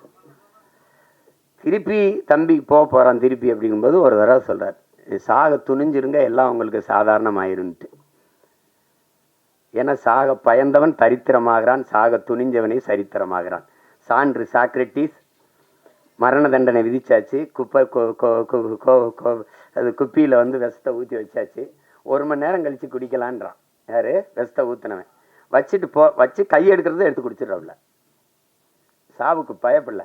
1 மணி நேரம் கழித்து குடிக்கலான்றான். உங்களுக்கு அவகாசம் கொடுக்குறவன் எடுத்து குடிச்சிடறவில்ல. அதனால தான் அவன் சரித்திரத்தில் அவனுக்கு இடம். உங்களுக்கு புரியுதுன்னு நினைக்கிறேன். பகத்சிங் வந்து மன்னிப்பு கடிதம் எழுதி கொடுத்தா விட்டுறேங்கிறான் தூக்கு தண்டனையில்.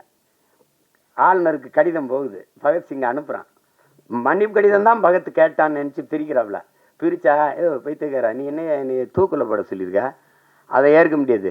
நான் உனக்கு அரசியல் போர் செஞ்சுருக்கேன், அதனால என்னை துப்பாக்கியில் சுட்டு கொள்ளு, இல்லைன்னா பீரங்கி வச்சு என் நெஞ்சை பிளந்து கொள்ளு, தூக்கில் போடாத.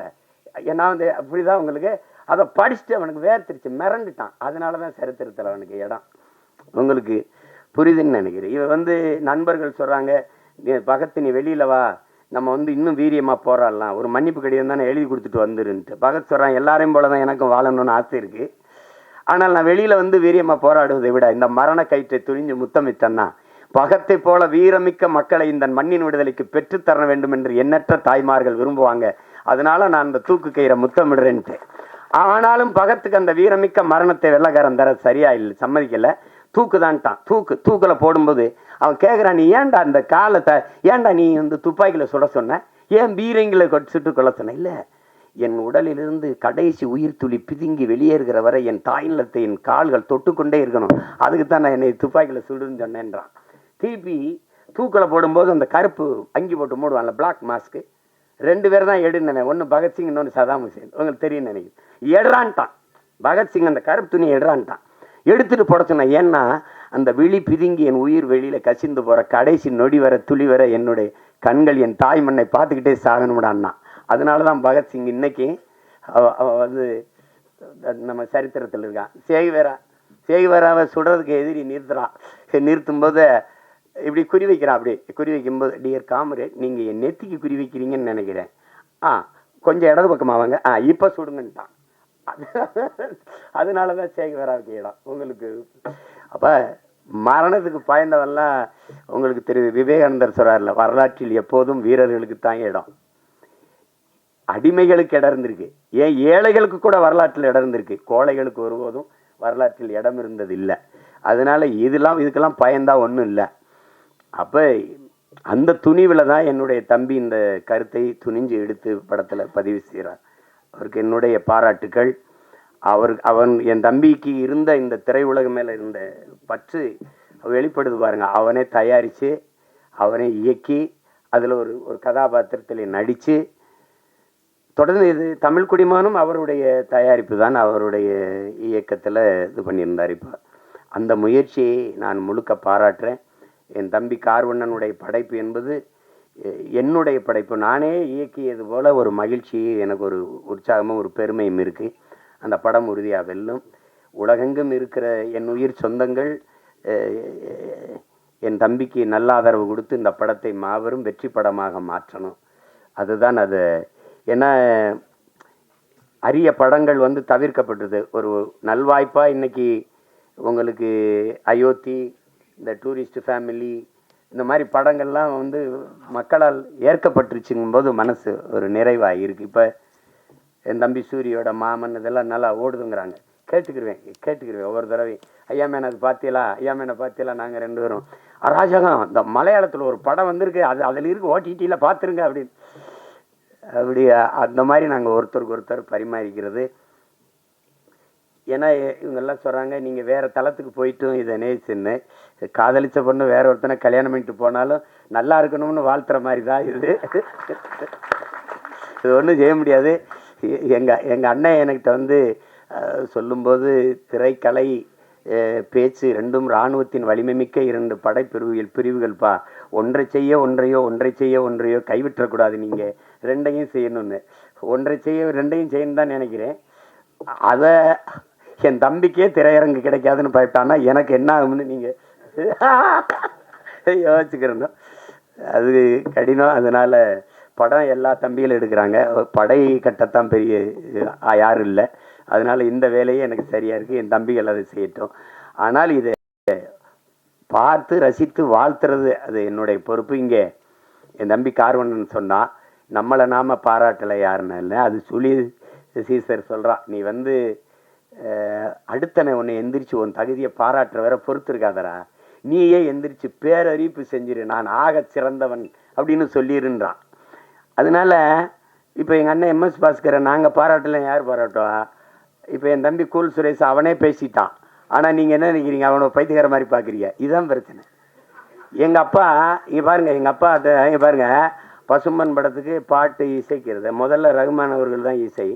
அவன் 2 பேரும் வண்டியில் போயிட்டுருக்கேன், எங்கள் அப்பாவே வண்டி விட்டுறாங்க. வண்டி விட்டு அதில் வந்து சொல்லுக்குள் வார்த்தையை சுருக்கி வைக்கும் சூத்திரதாரி கண்ணனுடைய ஆகாயத்தின் மறுபக்கத்தையும் அவருக்கு பார்க்க இப்படி வருது விருப்பி எழுதி. அப்பா இப்படி நம்மளை நாமளே பாராட்டி பேசிக்கிறது நல்லாவாப்பா இருக்குது. கேட்குறவங்க ஒரு மகனே, நம்மளை நாமே பாராட்டிட்டாதான்டா, வேற எவனும் நம்மளை பாராட்ட மாட்டான்டா. அப்போத்தான் நான் முடிவு பண்ணேன், நீங்கள் ஓடும்போது எவனும் உற்சாகப்படுத்த கைதட்டலாம், நீங்களே கைதட்டிகிட்டே ஓடிட வேண்டியதுதான், வழி கிடையாது. உங்களை நீங்களே உற்சாகப்படுத்திக்கிறணும்.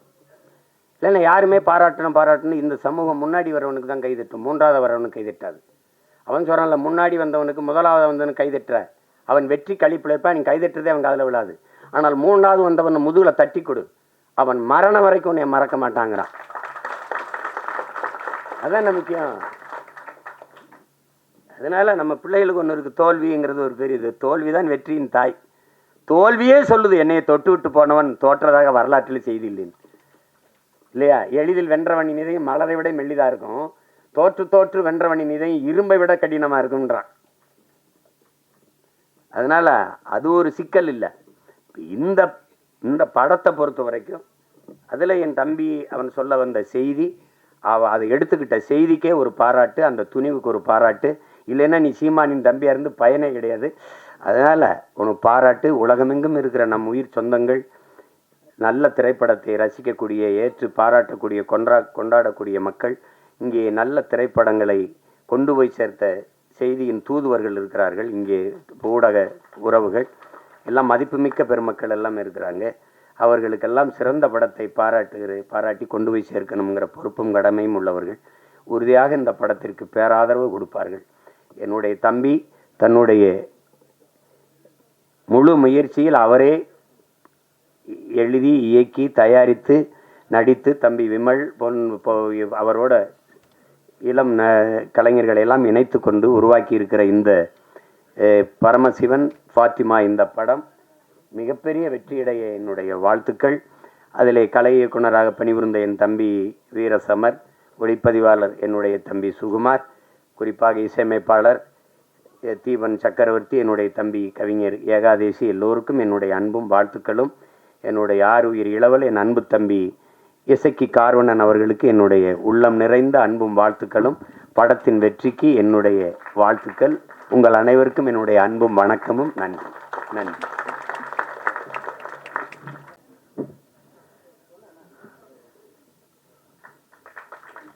பெரிய பெரிய வாழ்த்துக்கள் ஒட்டுமொத்த குழுவுக்குமே. இந்த படம் ஜூன் 6ஆம் தேதி திரையரங்குகளில் வெளியாகுது. உங்களுடைய ஆதரவும் அன்பும் கண்டிப்பாக இந்த படத்துக்கு தேவை. இந்த படத்தை பற்றி நிறைய விஷயங்கள் இங்கே இருக்கக்கூடிய டெக்னீஷியன்ஸாக இருக்கட்டும்,